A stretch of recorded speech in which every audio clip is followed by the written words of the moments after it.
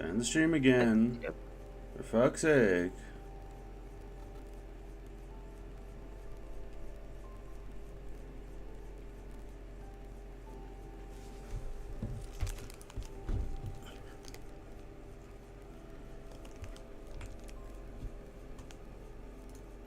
Okay. Are you working this time? Looks like it's working this time. And then I'm gonna join, and then it's gonna go to shit again. Join It's what? obviously just because it hates me. What are you joining? The, like I'm watching the stream now. Or not the stream, the... What is this thing called? The Discord thing. Yeah, every time you join it just drops the frames.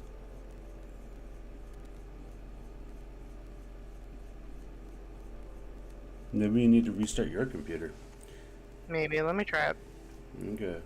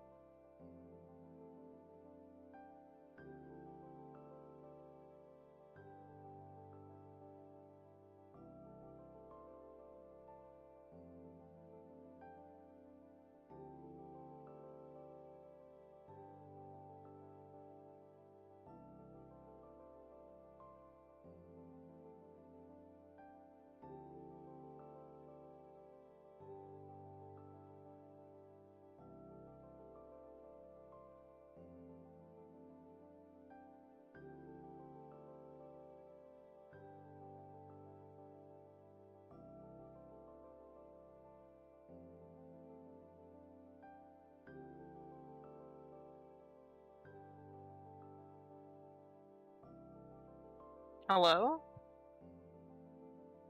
Okay, let's try again. I think it's because you had because you know your Discord thing kind of freaks out randomly sometimes. Was it freaking out? No, like that's what I'm saying. You know Oh. how sometimes your Discord doesn't let you talk and hear us or whatever? Mm-hmm. So it might be that. So you restarted your computer and now it's doing okay. Are you already in the Discord stream? Yeah, I'm already watching the stream. Is it working? It's working. So, Okay.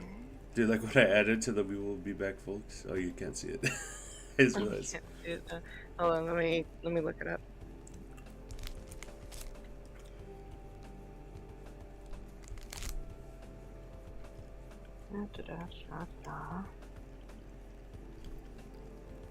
He's rotating. Aggressively. Aggressively rotates. Okay. Doesn't look like it's lagging now, so I think we can start. Alright. Fucking finally. Hopefully it'll fucking work. Alright. Raven, would you like to give a recap? Because you're better at that for some reason. You don't even remember what happened to you. Hold on. Brain. Oh, right. Okay. So, Olivia entered her art into the contest under Inko's name, like she hacked his shit somehow. Because she's a genius, I guess. And then she had a mental breakdown. Because she's the elusive hacker known as 4chan. Yeah, so true. And she had a mental breakdown. We had to go save her ass. And now she's gonna have to teach us how to paint because Inko doesn't know how to paint for shit, and everyone thinks that he's a great painter now. Pretty good recap. Now then, do you think we're going to get an ending this time? I don't think we will. I don't think we'll have enough time, but we will see. I have no idea. I don't know how long this game is. We have 3 hours. Let's go. Alright. As more time passes, the art contest fades into the background. Last week I had a scare with Principal Scaler when Principal Scaler called me into the office. I feared that they figured out what Olivia did and assumed I was part of it, just as she predicted. Luckily, that wasn't the case. Instead, she wanted to inform me that they had no leads as to who could have done the swap, and since it was tampered, it'd be removed from the contest. No skin off my back, honestly. Okay. As compensation, she gave me one of the runner-up prizes, a coupon for a pizza from some Italian restaurant called Dino Mo's. I'm sorry? Not the biggest pizza fan, but not a bad prize to get after all of this. How do you not like pizza? He's a fucking dumbass, dude. Saving it for a rainy day. However, I found myself in a conundrum of my own doing. My peers' concerns about my entry were resolved, that I hadn't accounted for the new question about my portfolio. My paint portfolio. The few times I showed off my photography work, they'd be mildly impressed at best. They were never upfront about it either. No, instead I got the runaround. Oh, yeah, these are nice, Inko. Not bad, but, what about what you did for the contest? Can't even be mad about it, since it's just another misunderstanding, unintended lie from my side of things. But then I had a thought. What if it wasn't a lie? What if I was actually good at painting? And after working at it for the past few months... Yeah, no, I can't unscrew this. For the past 3 weeks, I've been staying after school, making use of one of the club rooms to practice. Hey, Shinko, did you listen to any of the tips I gave you? Using everything I had at my disposal, namely the textbooks from Mr. Yadakans and how-to tutorials online, I'd say as late as possible, trying to get the same skill level as Olivia. And as I stare at the horrid acrylic monstrosity before me, I can do nothing but weep at my own inadequacies. Not actually weep, but squinting at the Lovecraftian horror before me, and I can maybe see a little progress drowning in the madness of the excess paint. Lord. Olivia had made good on her promise to teach me around the time I asked Mr. Adaka to borrow the keys to the spare room, and while I memorized all of her teachings down to the letter... What am I even looking at? Are you trying an abstract sort of thing here? It was an attempt at a self-portrait, actually. Jesus. Probably posted online and some rich asshole would buy it. Is that good? No. Never trust the opinions of people on the internet. I learned that the hard way. After a brief period of awkward silence, I let myself collapse on the stool behind me and toss off the oily apron in frustration. At this rate, I'm going to be a double fraud or something. Oh my god. I don't even have the energy to get angry. Probably looks better now, at least. How did Olivia get so good at this? Olivia, please, you've gotta have some actual advice for me. She quietly hummed to herself, slipping away a notebook she had splayed across her lap into her nearby bag. Well, when I want to draw, it's usually because I've got something on my mind. What? Like, inspiration? Kinda. More so that I just envision something and I want to put that on canvas. A muse, then. I don't really get it, but the door of the studio flies open and Damien quickly storms inside. Nico! Olivia! Are you guys here? He takes heavy breaths as his vision darts around the room. After a moment of surprise, I raise my arm to catch his attention. Damien, what's wrong? The hyperactive Dilophosaurus spots me, taking a final breath before jogging over. Guys, I need to ask you something. What, is everything alright? Is something happening? Can't help but panic. I've never seen Damien this flustered. Do you want to come to the arcade with me and Liz? Oh, damn it, Damien. Is that it? Yeah, that's what I said. Wait, when was this decided?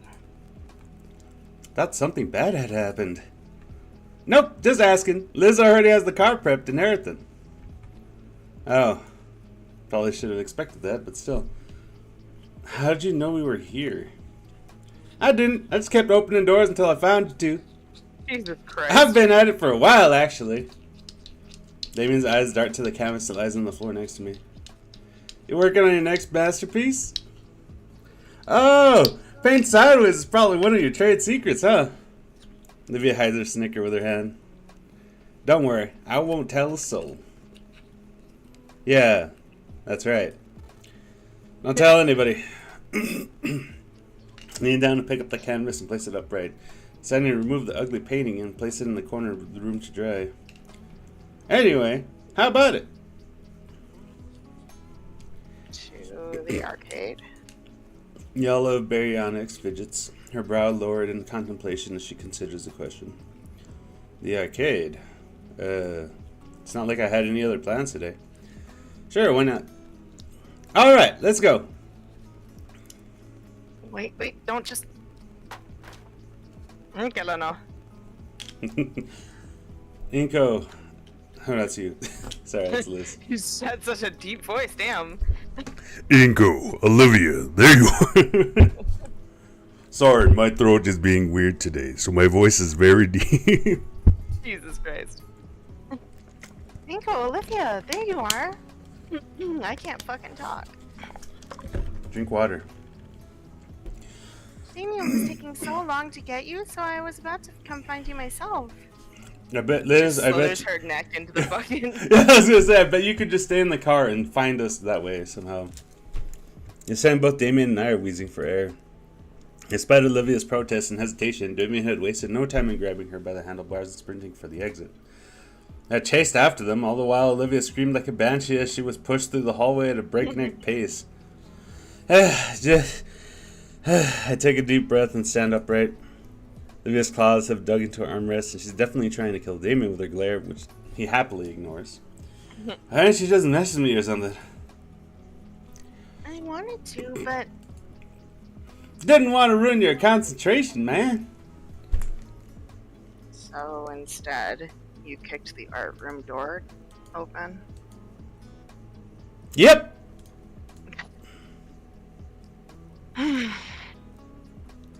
This had the good grace to look embarrassed on Damien's behalf. But yeah, gave you a little bit of extra time, right? You've been staying late for forever now. Can't hide the wince. Hadn't occurred to me that more people would notice. Ah, relax. Not like you're the only one. Yeah, I sometimes need to stay behind for student council and club meetings. Right, sure. So, Come on, the car's in the student section. remember how they fucking would lock the gates so we couldn't drive to go get fucking food during lunch anymore? That was so stupid, and then everyone just ended up parking in the neighborhood so we could leave anyways. Yeah. The Dino Duo starts start toward the student parking lot, heading towards a rather old but well-kept sedan. Olivia grumbles silently to herself but follows after nonetheless. That's how brother is, dude.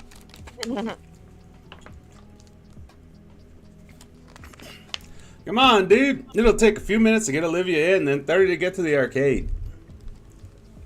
It won't take that long, damn it. Olivia huffs and wheels herself to the passenger side, opening the door for herself. Do you need any... It's fine. Punctuate her statement, Olivia uses her strong arms to lift herself on her armrests. And with more grace than I thought possible from the olive-scaled girl, she manages to flop down into the passenger seat. I stare at the abandoned chair, wondering where to put it. I've got room in the trunk, Inko. No, you don't. The trunk lid pops up with a heavy thunk to punctuate that. It takes me more time than I'd like to admit to figure out how to undo the locks to actually collapse the chair. But once it's done, I'm able to slide it into the spacious storage area easily. Damien had already hopped through the window of the front passenger seat by the time I'm done, as if he'd practiced the maneuver.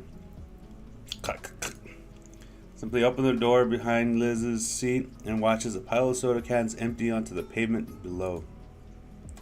Ah, sorry, those are from this morning. Just toss them in the back seat when I'm done. Surprised Liz doesn't make you use a bag. I do. Damien pulls up an overflowing plastic bag as if it were a trophy. Why haven't you tossed all those bottles out already? I'm saving them for a project about recycling. Plus, I'm also going to use a couple of them for a sculpture. Saves me the trouble of going out and finding aluminum. And I get to drink as much soda as I want! I don't Fair really enough. say anything as Damien scoops out the rest of the cans from the floor in the car and puts them in a new bag, which he then stuffs in the car's trunk before giving me and Olivia a thumbs up. Alright, dudes, we're good to go! I nod and I slink into the semi-clean seat. Yay, my favorite part's coming up. My hand searches for the buckle of the seatbelt and brushes against something warm and soft. There's a tiny gasp next to me, and the comfortable mystery in my hand is yanked away. Huh? Look to Olivia, her hand held to her chest. Her green face has a scarlet tinge, and her mirror-shade eyes glare holes through my head. You okay? The emerald-scaled girl turns her mouth from me.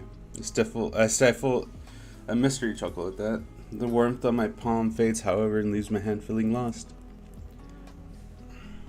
Okay, all the safety checks are done. So you see this thing over here? Mm-hmm. That's very important for her species to have in a car. Okay. That's why. Oh my god. Liz gets in the driver's seat and grips the steering wheel. Outside, she's craning her neck to check on the mirrors and tires. Wait, Liz drives with her head sticking out the window? Liz pokes her head in. What's that? Her neck snakes inside and coils around the hook in the middle of the car. Then with practiced motion, her neck continually coils until her head sits atop the neck roll, as if no different from someone putting on shoes. That's so creepy. It's like a snake. It kind of looks like a giant scale-covered scarf. There's even still enough space for her to see the windows and check behind her. Inko. Huh? Oh, it wasn't anything important. Alright. But, the city, right? Actually been wanting to see it a bit more up close for a Dawkins class. Do you know how much gas money it burned through to take a detour around here? No, good, because neither do I. Let's do it. Hey, what? No.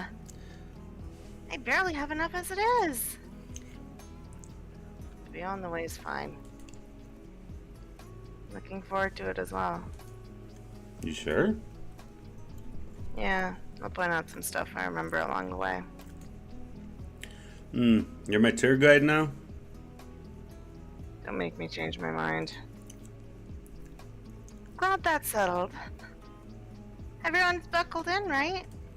Liz pulls away from the school parking lot, starting down the opposite direction I've always entered and exited. She didn't even fucking wait for an answer. She's just like, everyone's buckled, right? Let's go! Buckled, right? Fucking floors it. What to think, but the edge of my world was as close as a right turn out of my own school. Then again, I still haven't been living here for long. Anybody want a station? I don't think I've ever listened to the radio here either. Doesn't Olivia hardly seem to glance in Damien's direction as well? Suit yourselves! Within the span of a few seconds, the natural ambience of the road was replaced with the loud sound of decades-old rock music, sending vibrations throughout the car and everybody in it. Just as fast as it comes, however, it stops as Liz haphazardly yanks the volume knob counterclockwise, toning the music down to a bearable level. Damien frowns for a moment, but he doesn't seem to contest her decision. What the... I turned off all the notification stuff except for messages and calls. In between all the people I messaged, there's only one who isn't inside the car. Checking the screen, I see. Any song requests? Man. Seriously. I don't know, Damien, so long as it isn't twangy country music. How dare you? Sure. Right, you've been texting. How long? I feel like that was Damien's way to try to get Inko Olivia's number. Fair. Just like, wait, if I ask him, then she won't know that I text him. I have an idea.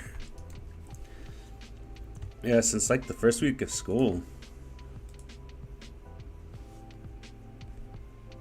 What the heck, dude? Let me see your phone. I hand it over open on the contact creation page. She taps the first few numbers and pauses. And sheepishly yanks her phone from her coat pocket. She doesn't know her own number? Olivia finishes tapping her number in and hands it back. She entered herself as live long. Sounds vaguely oriental.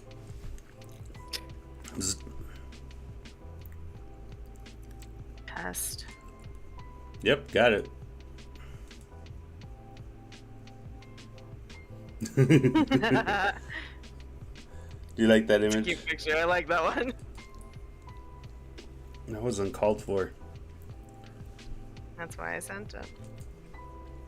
She giggles at her own joke, and despite being the butt of it, and the mood in the car is too high to hold it against her. For long, the dense forestry starts giving way to more urban developments. More and more decorative palm trees start dotting the paths as well. The silhouette of the city gets closer, and we approach one of the spaghetti junctions leading up to it. The result of decades of poor infrastructure, decisions, multi-million-dollar projects promising to fix all the traffic if they just built one more overpass. Olivia is paying close attention to her phone. She scrolls lazily through some forum.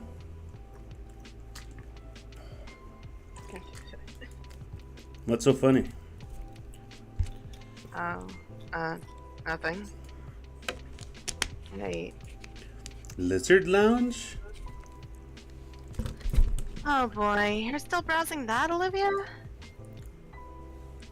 Yeah. What is it? Don't tell him. It's this weird exclusionary chat room. They only allow dinosaur women, men, and rather specifically human men are banned. Racial segregation! Sweetie. Olivia showed me once. The people on it are really weird. Humans are banned? You weren't supposed to tell him. The last safe house for us on the internet. I think there's probably better places for that online for you to associate with. Tell me about the racial segregation. God damn it, Damien. It's not that. It's just how it has to be for our safety. Some dino girl can be doing anything at all, and there's always at least 3 guys in the comments saying she looks like... Don't say it! They also really bring down the quality of the site. Look, it's explained in the rules that humans have 1/5 the attention span of dinos. Sorry, Olivia, what were we talking about? I just kind of forgot what we were saying. Have you met Damien? I'm sorry. Liz groans while Olivia shows me her phone. The graph is blurred to hell, and I can't make out most of the text. I don't know how I feel about this. What's not to get, Inko? Think about it. You're in history class. It sucks. So you just remember, wait a second, I'm human. Stop listening. I wish I could do that. According to Lady Hitler here, you can. Lady Hitler. It's just a funny group of women like me. I feel like you would be back in high school. You would have been a part of something like that. I don't know. I don't like talking to people. Yeah, but if you could talk shit about people and no one would ever say anything to you. You know, that's fair. Because that's basically a chat room that it's just, it's full of women cells, I guess.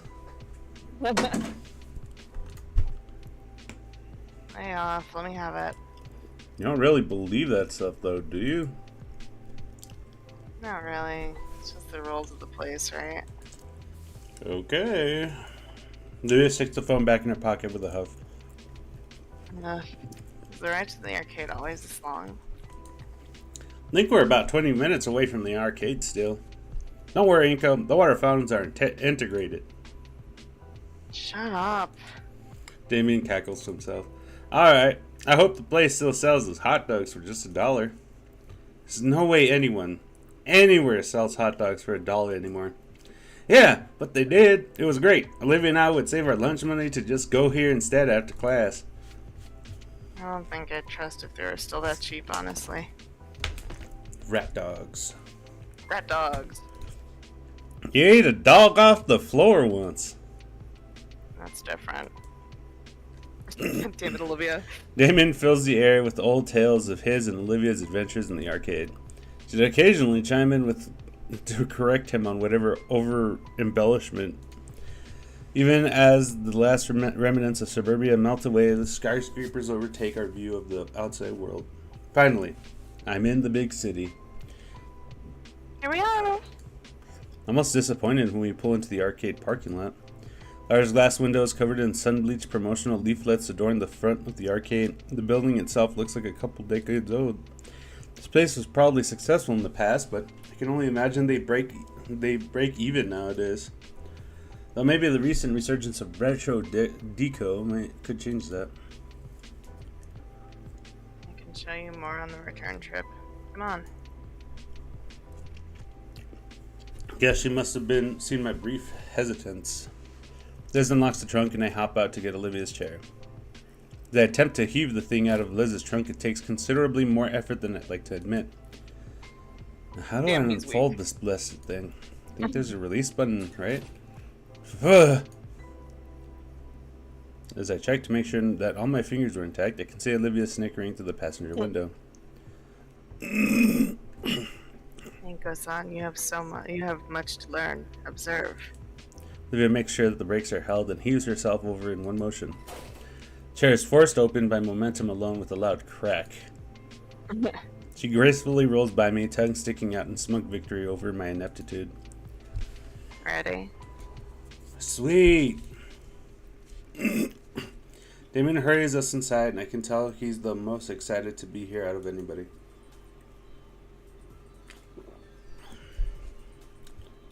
Dude, this place is the bomb. I used to scrounge for change to come here for after school. The place is abuzz with activity, flashing machines, all competing for attention, and gamers excitedly conversing. I lean in a bit closer to Olivia. It's pretty dang loud in here. You gonna be alright having to speak up more? Of course I am. What do you take me for, kid? Sorry. I appreciate the concern. Liz scowls as she peels her boot from the floor with a loud Ew.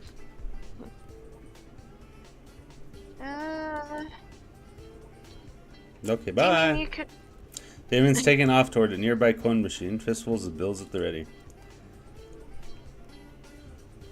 I could have told you. Too. Sorry. I've been here before. So, why didn't you warn me about the stickiness? Olivia shrugs. His head lowers to a bridge of snoot pinching levels. Well, you two did kind of drop this on me at the last minute. Stop doing that! I'm sorry, it's right click. But I still remember this place pretty well. Great! You can show Inko around, and I'll go with Damien. We get it, you like him. Liz meekly puts her pointer fingers together as she looks at the salmon frilled tin. Those two-player gun thingies look fun to try out. You mean the light gun games? Yeah, those ones. I can't put my finger on it, but something tells me that Liz was banking on splitting apart from the start. Though it would give me ample opportunity to have some alone time with Olivia. Just to get to know more of her, of course. Liz! I think I broke this one's joystick! Liz sighs heavily through her nose. Seriously, Damien? Oh, come on, it's perfectly even and fair. Sure about this, Liz? Could all stick together. Oh, there she goes. Longneck Dino looks around the crate nervously. As much as I want to protest the suggestion, it might be for the best. Where did her head go? What the fuck? Liz wants to stick with Damien, probably to make sure he doesn't do more damage. Olivia knows this place well, so she know all the best games. We've already been spending time together after school, so why not? Not against the idea, just Alright, glad you agree. Liz takes this as her cue to leave, and she quickly pulls Damien away deep into the arcade. Meanwhile, Olivia begins to roll ahead, but stops and gives me an annoyed look. Come on already. Right. As soon as I step closer, Olivia resumes her casual roll down the alleyway. Olivia's eyes seem distant as she looks over the various game cabinets in the room. Silver iris dancing to and fro, soft hum resonating from her mouth. Try and follow where her gaze lingers, but she seems to be constantly drifting to something new every other moment while deep in her own thoughts. And as we carry on slowly, the creeping awkwardness in my stomach gnaws away at me. I have no clue what to do right now. The point of this excursion was to relax. It feels rude to interrupt her, but she definitely knows better than me. Say, Olivia. My voice brings her back to the current moment with the start, her hands maneuvering her chair around to look at me fully. What game should we try first?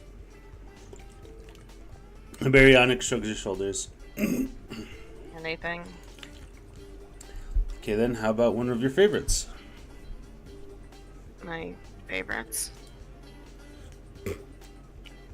Yeah, you used to come here all the time. I'm sure you've got some you prefer. Also, I just realized that there's a Boss Coffee vending machine in the background over here. This is a Japanese arcade. It's okay, baby. Sorry, cat is having a nightmare. Okay, puppy. Okay. Bite him. Bite him so he can wake up. No, I'm not gonna bite him. What the fuck's wrong with you? Everything. But yeah, this is a Japanese arcade. Cool. I wish we had one of those. A Japanese arcade? Yeah. Yeah, you What, could you come... don't want to? Yeah, you used to come here all the time. I'm sure you've got some you prefer. A look of surprise from her is quickly hidden by her turning her chair back around. Fine. My favorites then. My favorites. She pushes her wheelchair with purpose towards a particularly large screen in the corner. Looking at it closer, there's a large block connected to it and a dull multicolored sticks hanging off the sides with wires. I look up at the title above the screen. Ruin robbers? The more I look at it, the more I see where splotches of fresh paint barely cover poorly done marker graffiti. Olivia's pout is so prominent, and she glares at the base of the funny-looking block before the screen. They updated it. So it should be better then, right? Her pout breaks, transforming into a depressed frown as her eyes seem to gloss over. Follow her gaze to the metal plate at the base and try it and better understand. The machine looks pretty well maintained if you ask me. Something wrong with it? We added a foot pedal for the cover action.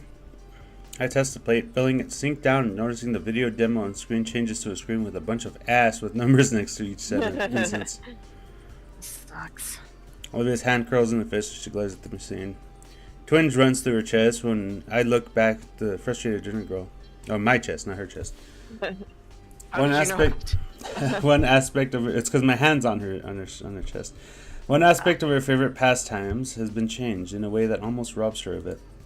The thought strikes a painful chord in my heart, though I know I had zero hand in the game update. All the same, to see the clover-scaled girl look so morose. I turn my eyes away to my feet, the sensation leaving as I do, and the flash of brilliance overcomes me as I look at my loafers. Hey, I got an idea. She cuts me off with a growl. Now, what you're gonna say, the answer is no.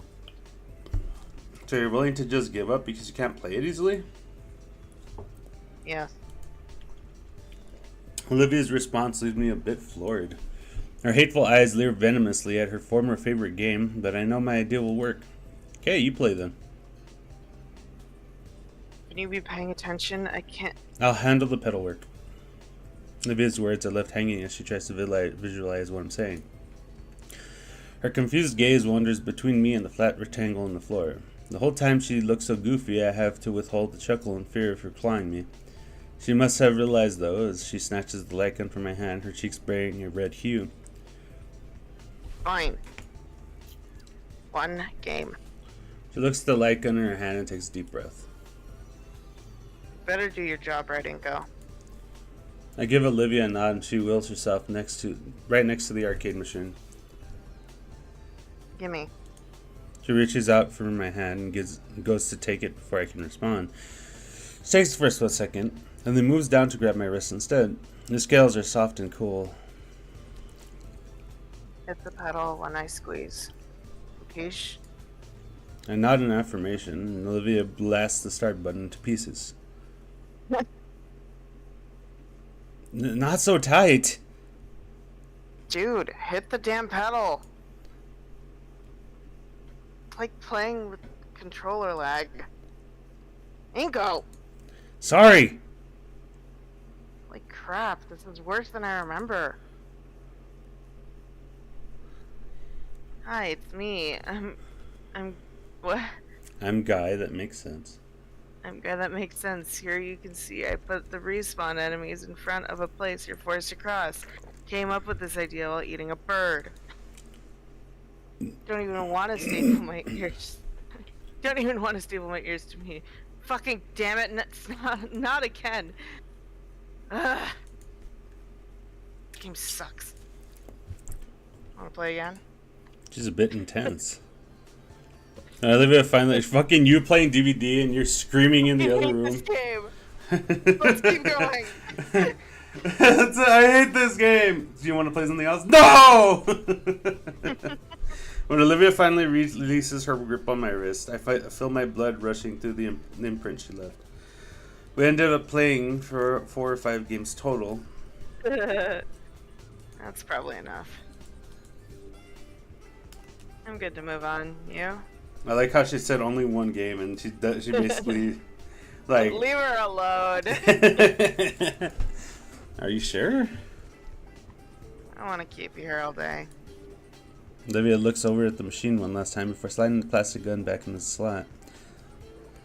Still a bit disappointed they changed it, but thanks.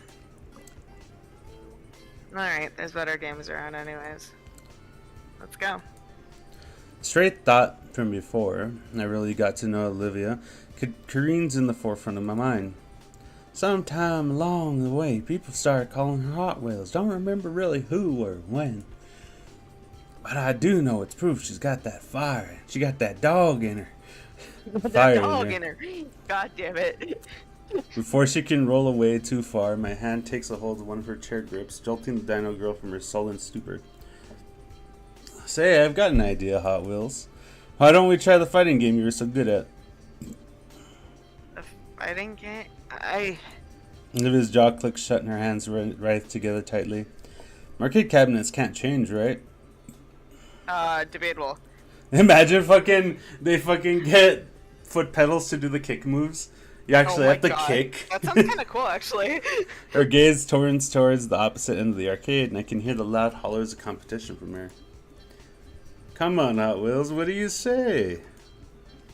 Name seems to invigorate her. Her glacier iris is hardening and her ivory claws touching at her wheels. Eerie grin creeps across her features, tongue polishing an incisor as her predatory eyes latch onto a particular cabinet in the far side.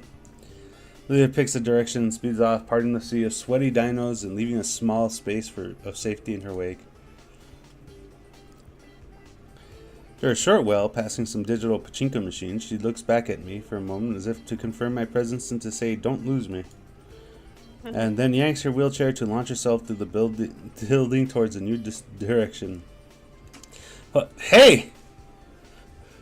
I finally give chase, following as best as I can, while avoiding the rest of the awestruck players that just witnessed the high-speed dino girl shoving them aside in her way. As I get closer, the atmosphere seems to grow thicker, the very air becoming dank and heavy, almost as if someone dialed the humidifier up to 11. For a second, I have to stop in my tracks to catch my breath and try to cool down as my shades begin to fuck up. So this is the power of the fighting game crowd.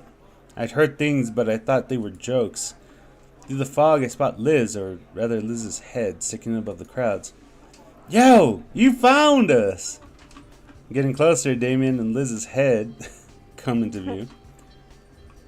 Liz stops and checks one last time that I didn't get washed away in the crowd. She then moves past Damien and Liz, coming to the screeching halt next to a particular cabinet that's occupied by somebody else. She removes a shiny coin from her pocket, placing it firmly down on the controls of the current player, who hardly glances at her. As I step closer, I'm able to overhear the exchange between the two dinos.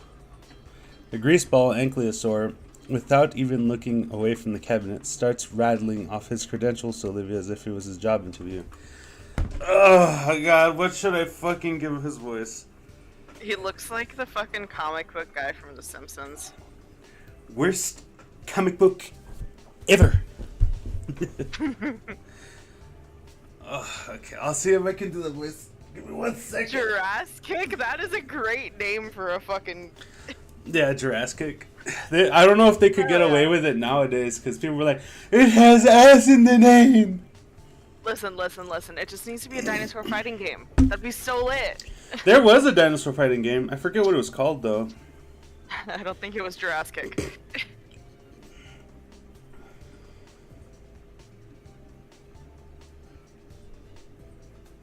I'm sorry, Zuzu, I didn't mean to kick you. Let me see. Are you having an accident? Primal Rage! That's what it was called! What was it? Primal Rage. Primal Rage? Yeah, you fought...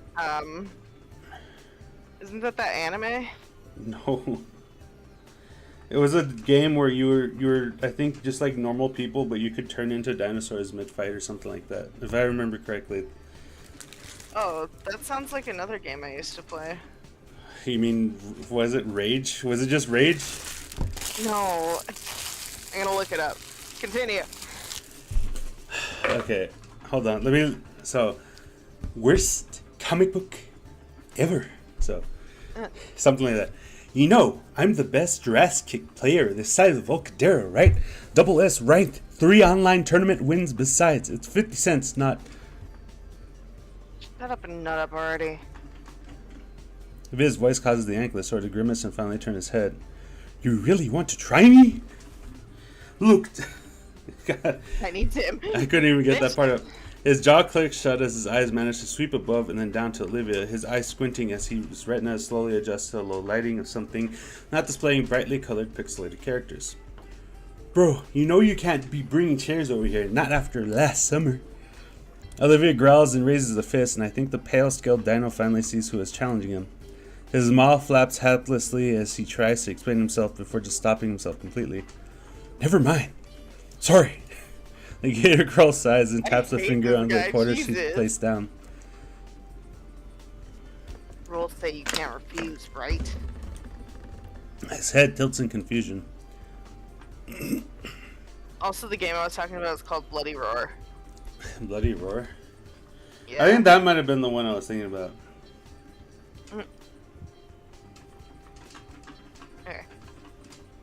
You know you look No, like... this is more anime based. This is not the game I was thinking about.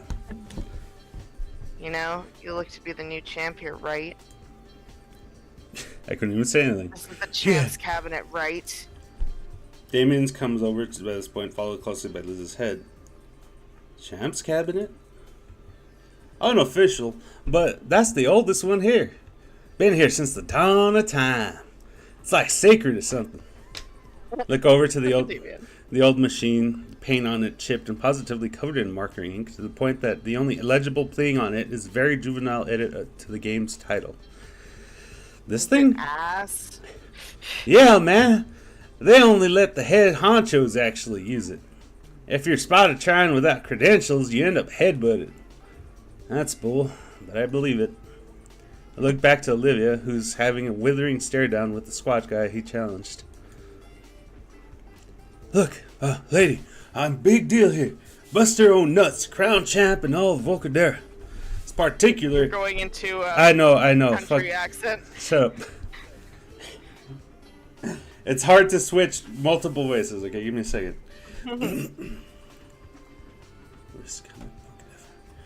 This particular Jurassic kick machine's got a history. It happens to be the same machine that Dino the Rex Go managed to parry. It's stalling and fight me already. I'm just setting the stage is all. Plus, you think you're the only challenger I've got? I look around, noticing that there was now a group surrounding us. On my title as champion, I'll take all comers, now! A hushed whisper goes through the crowd. Form a line, now! Okay. Tallest to smallest. What? No good. Oh, heck yeah, we're gonna wipe the floor with you, Buster!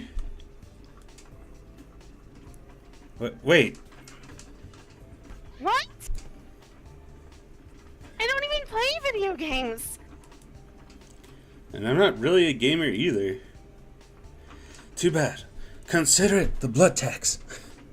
I want to protest further, but Olivia's head turns towards me with a pleading look on her face. Aww. Besides, you think I want to put my hands on that thing? Who knows where... We're in! Oh. Yes! Come on! Come on, Liz. It won't be that bad. You're still by the Brachio booth, right? Hold tight, I'll come get you. Damien pushes back through the small group around us, following Liz's neck to find the rest of her. Her head swivels around and gives chase, her pleased to not have to play falling on deaf ears. Brachio booth. The arcade is claustrophobic, so brachiosaurs would tend to bump into everything, including each other. There was some lawsuit, so now there's a new platform, it's a place where people like her can sit and reach everything. There's even some water fountains attached. Doesn't stop things from getting tangled when there's multiple, but it's something. Huh. Lore. In the end, Liz must have relented because she shuffles up to the rest of the group. Fine. Let's just make this quick. Liz reluctantly steps forward towards the arcade cabinet, a crooked smile forming on the self-proclaimed champion's face. It doesn't take long for Liz to completely lose. The large ankylosaurus hands move like a blur as they dance around the controls, pummeling their digital opponents into the ground. As boastful as he was earlier, he was at least proved that he was skilled with Jurassic kick, the screen displaying perfect after only a minute against Liz. Liz crosses her arms and starts heading back to her old seat in the booth, head in tow with a pout. Buster leans his head back against his clasped hands to make sure that it was no big deal. Next victim! Damien struts the cabinet and jams his hands in his pockets for his change. Is there a whole piggy bank in there? Haven't seen your group around before. Tourists? Huh? Oh, nah. Liv and I used to come here all the time. Life's been tough, you know. So we got some friends to come along this little trip down memory lane. Line move bit. This place hasn't changed much in the years either. Aha! He hoists the quarters high and jams them in the slot. Once more, the screen lights up and the character selection music busts in. Buster considers the selection and ultimately chooses the same character. Damien jams on the sucks. Damien jams on the buttons and picks his right after. And what's with that death glare? He just picked a counter to his character. Probably expect all of us to be beginners. Buster does seem a bit more tense now. Been a while since then, though. Her explanation is kind of short as her words take on scratchy quality then. Hey, you okay? What? I'm fine. You can go and refill your canteen pretty quick. Sure, thanks.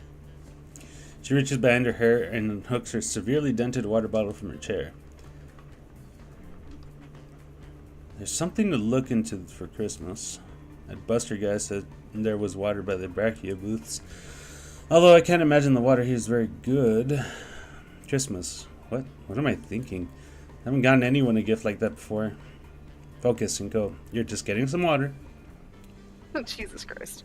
I head deeper into the arcade towards the center, passing through the aisle lit by game screens. You guys are done already? No, just refilling Olivia's bottle. So I'm gonna miss Damien's match. Say, Liz, sticker here. What is it? Head comes in close as she eyes the weird brand in the canteen. Oh, that's from some really old show? Like, back in the 90s old. Why? It's curious is all. Oh, I never really asked Olivia about it. Maybe I should. After all, I think I recall watching a video essay about it once. Though I could never really get into older stuff, the animation will always look so choppy. Remember that one that I sent with the girl with the dog, and then the guy just yeets the dog into space and it explodes? Oh, it's so sad! Recapping the bottle, I lead Liz's head back to the fighting game section. It's surprising that Damien and Buster are still playing, this time both of their hands slamming furiously on the controls. They're just fucking beating the shit out of it now? Yeah. A crowd has formed around the duo, exchanging low whispers as they watch the old CRT screen. I pick out Olivia at the front of the crowd, close to the cabinet, so she's able to clearly watch. She's hyper-focused to the point that when I switch the bottle in front of her face, she just leans over to keep watching. Evil it is, then. I hold the canteen above her muzzle and carefully tip it over until a few drops fall on her face. Her tongue laps along her lips. What the fuck just happened?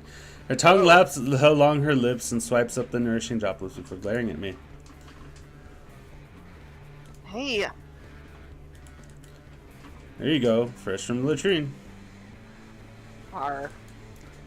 She takes the bottle and downs most of it right away before clearing her throat. Thanks.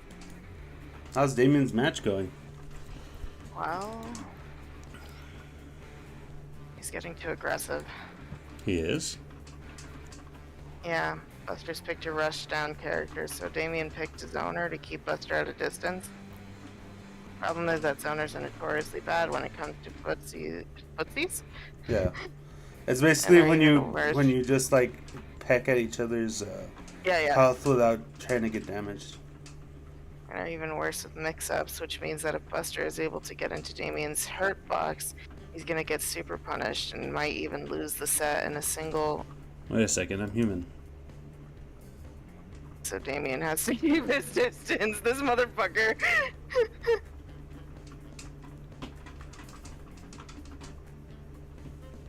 What the fuck is happening? What is happening? It was a thing that was skipped over. Oh, I didn't see it. Oh crap. Olivia and I watch from the sidelines as over the next 2 seconds Buster pulls off an impressive series of moves that crush Damien's character into the ground. Damn. Almost like he was waiting for us to get back. Wow, he actually knew how to play. Buster jams an accusing figure my way as though marking me for death. You're next. Damien's expressions carry a hint of disappointment as he steps away from the cabinet, but he quickly peps up and resumes his usual jovial self. Just me and Olivia left. Nervously step up to the cabinet. Plethora of characters in various fighting poses stare back at me, each with their own promises of victory. I recall an old saying Coach Sully had said, "If we do not know what we are doing, then the opposing team certainly can't anticipate our future actions." I tap my joystick over the large question mark in the middle of the screen is highlighted, to the astonishment of spectators and my visibly nervous opponent. See, what's funny though is that that's why I like Mokujin, because no one can ever guess who you are. So true. And apparently Mokujin is banned from competitive play, which is just like, what? That's you can't so stupid. You can't beat me without your fucking.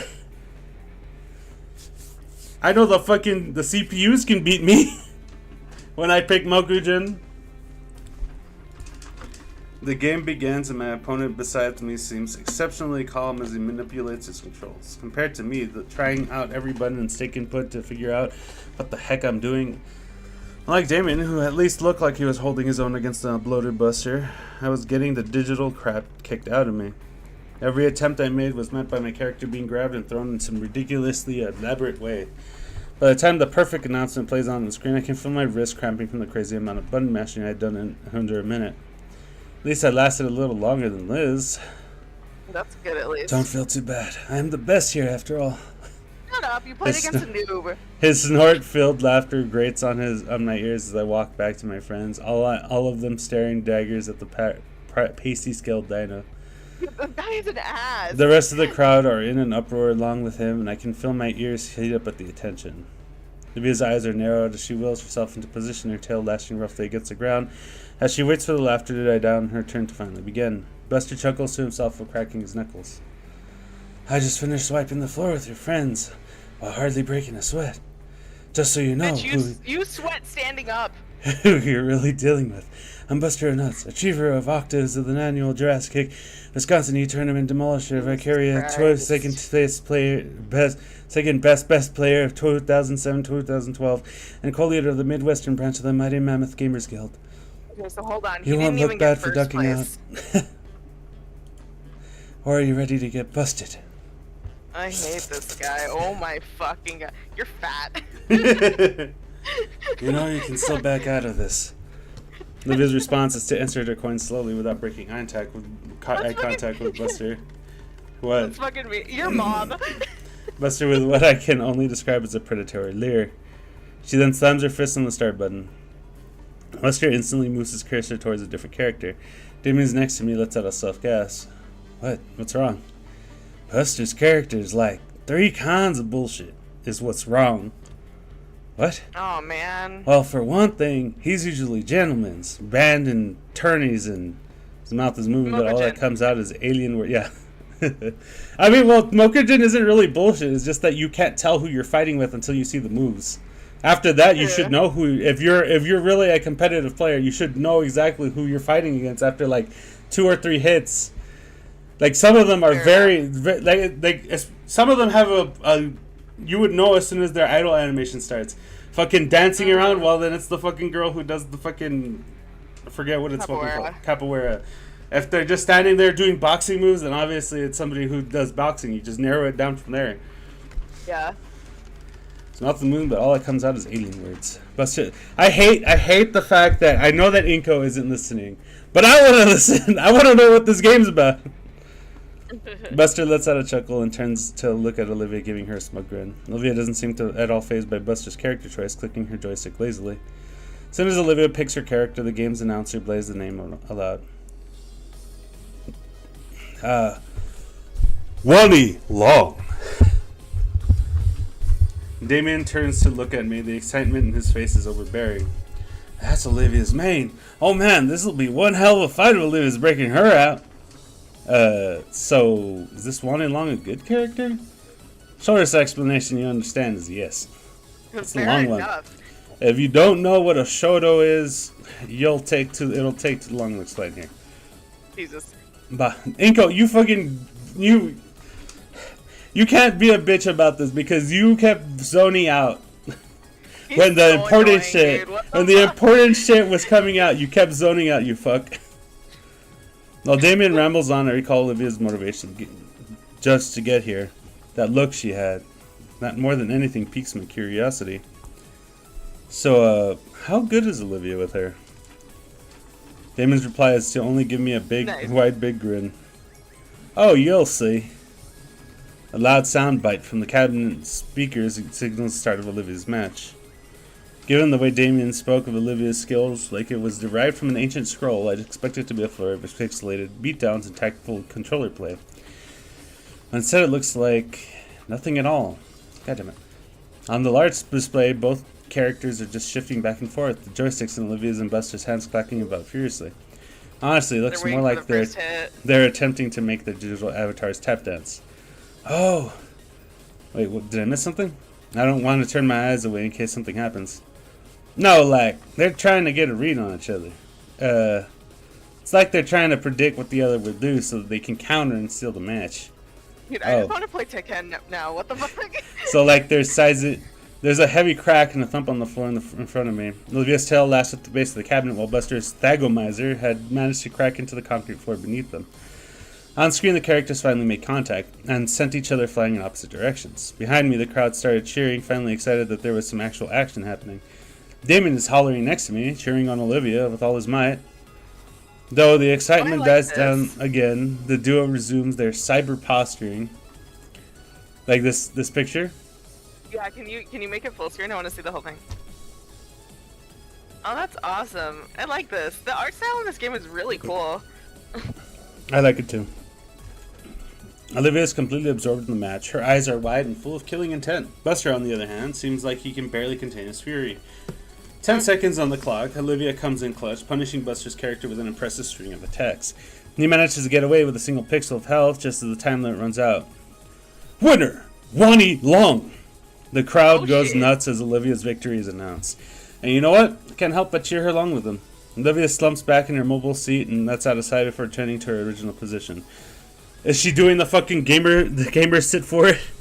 Buster lets out a snort, twists and stretches his neck and cracks his knuckles before once again gripping the controls tight. Why do we do that? What? Because what he does when we're playing Tekken together, after every round, I usually pop my knuckles and I have no idea why.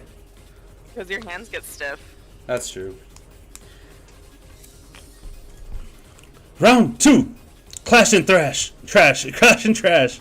The crowd returns to a more silent state of observing the match closely. Only low murmurs as they gawk at the two highly skilled players. The words passed around reach me, attempting to draw my eyes away. Weird from... Where? No, you know what? All of them would be guys. Go on. Are you sure? No, there would probably be one girl in there. But she's only there... Not doing the... She's only there because one of her friends is there.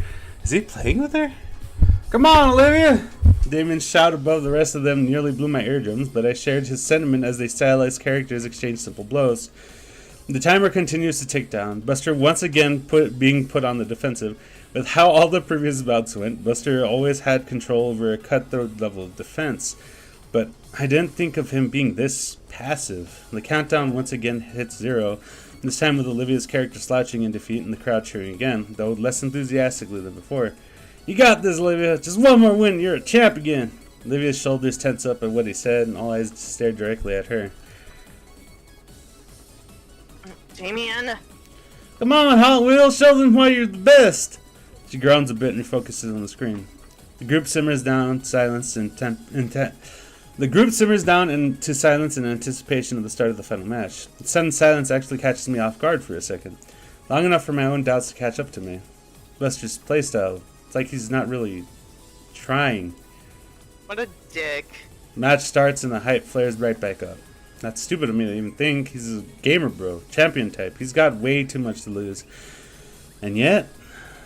Hey Damien. Yeah? Do you notice anything off about how Buster's playing? You noticed it too? So I'm not just paranoid then. Like, I didn't really want to watch your match, but was he always so passive? No. But like, these two are crazy good, so maybe this is all mind games? As if he's going to throw the game and let her win? You glance back at the ongoing battle happening on the screen, and I take notice of Buster's hand movements. As Olivia launches her character into a furious combo, sure enough, Buster hesitates just enough to let his fighter get hit by the first blow. That's brilliant timing. This is crazy. Huh? Then it hits me all at once, like a freight train. The way Buster was looking down at Olivia, how he didn't want to take her challenge, all the excuses he was giving. He's a virgin, but also, he's throwing the whole match, isn't he? Damn it. Even here, Olivia was right. Damien, I think he's taking it easy on her.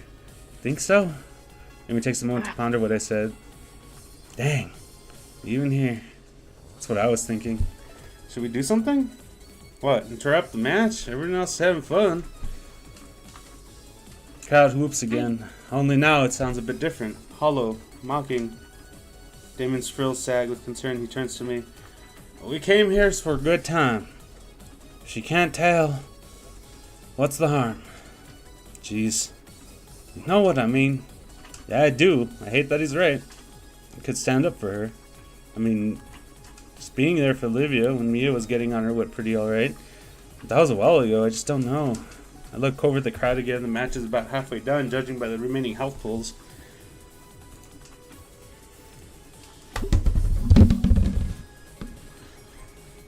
Just keep cheering for her.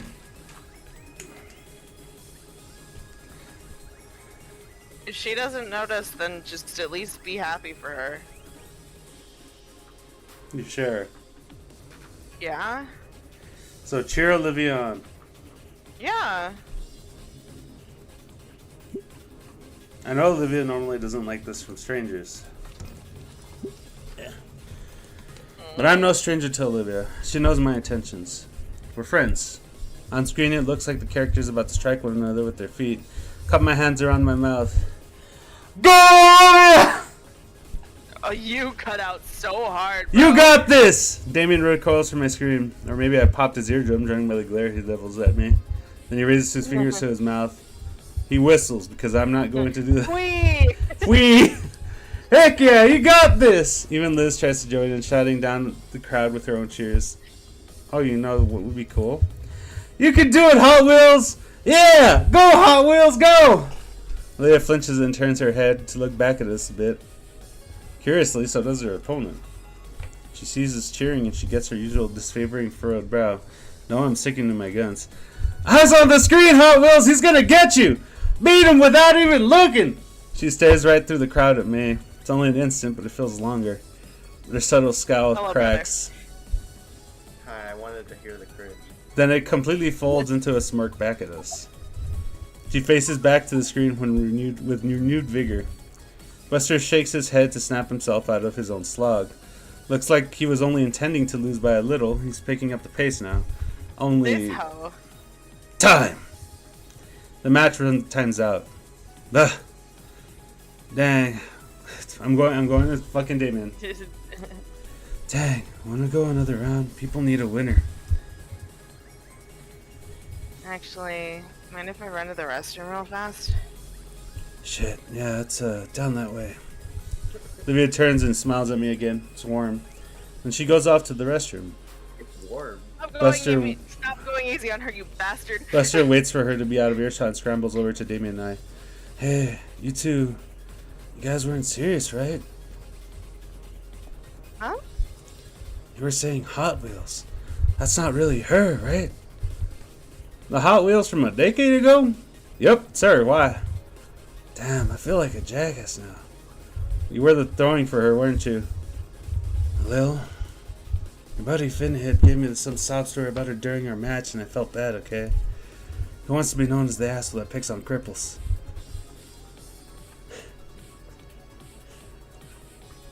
Brother, read Is this that one. Brother? Yeah, brother, read this one. A random person. Hot Wheels. Not. Okay. Ooh, Buster was being hospitable to the young lady. Who the fuck? Shut the. To be fair, even if he is like a nerd, his species is known for basically causing death. Bro. Me too.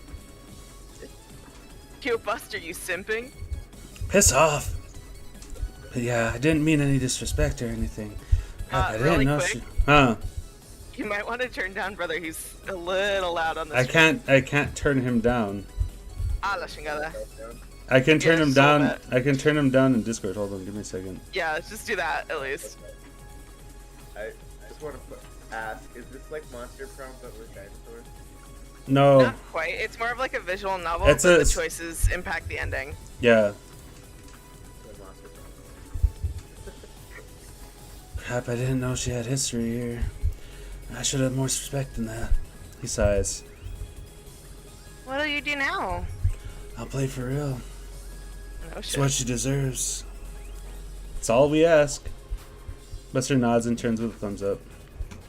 Cracks his knuckles and neck in preparation for his legitimate match of the day. He was simping. Oh, yeah. You're still kind of simping though. Shut the hell up, Dave.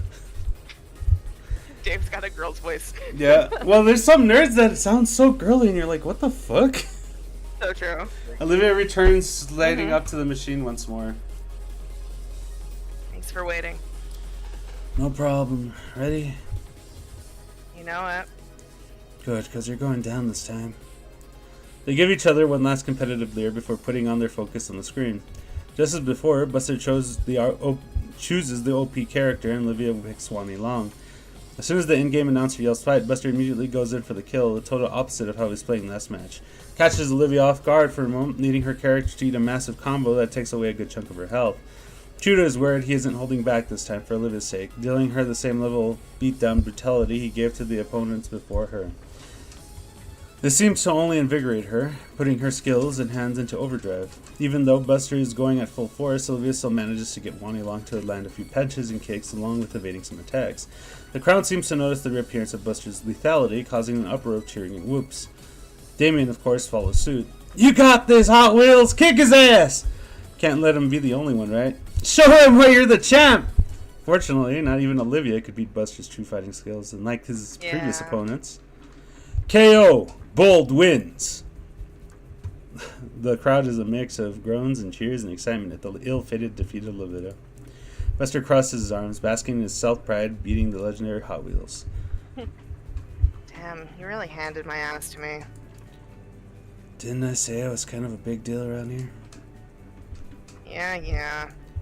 Though I gotta admit, you gave me a real challenge. I see why you're known as a champ. Thanks.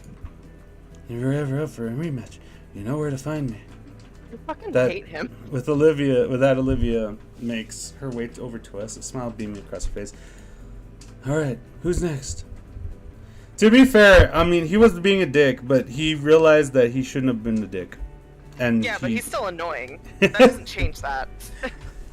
when we exit the crowd into a more spacious part of the arcade. That was awesome, Liv! You really gave him a run for his money. I know, right? I mean, I know I'm a bit rusty, but the moment I got my hands on the controls and he gave me a real fight, I was so close to beating him. Despite having been outmatched and losing to Buster, she seems to be having even more fun than ever. I'm feeling all jittery after that fight. That's the gamer rush settling in you. Fucking every time I play TF2 and I'm doing really good, I get that shit. Hey, you know, they sell food here, right? We should get some snacks to celebrate. Is she gonna eat it off the floor again? Well, I was smelling grease. God, I hope not. I was just assuming it was. He takes his own order and starts marching off in another direction. Damien, wait for the rest of us!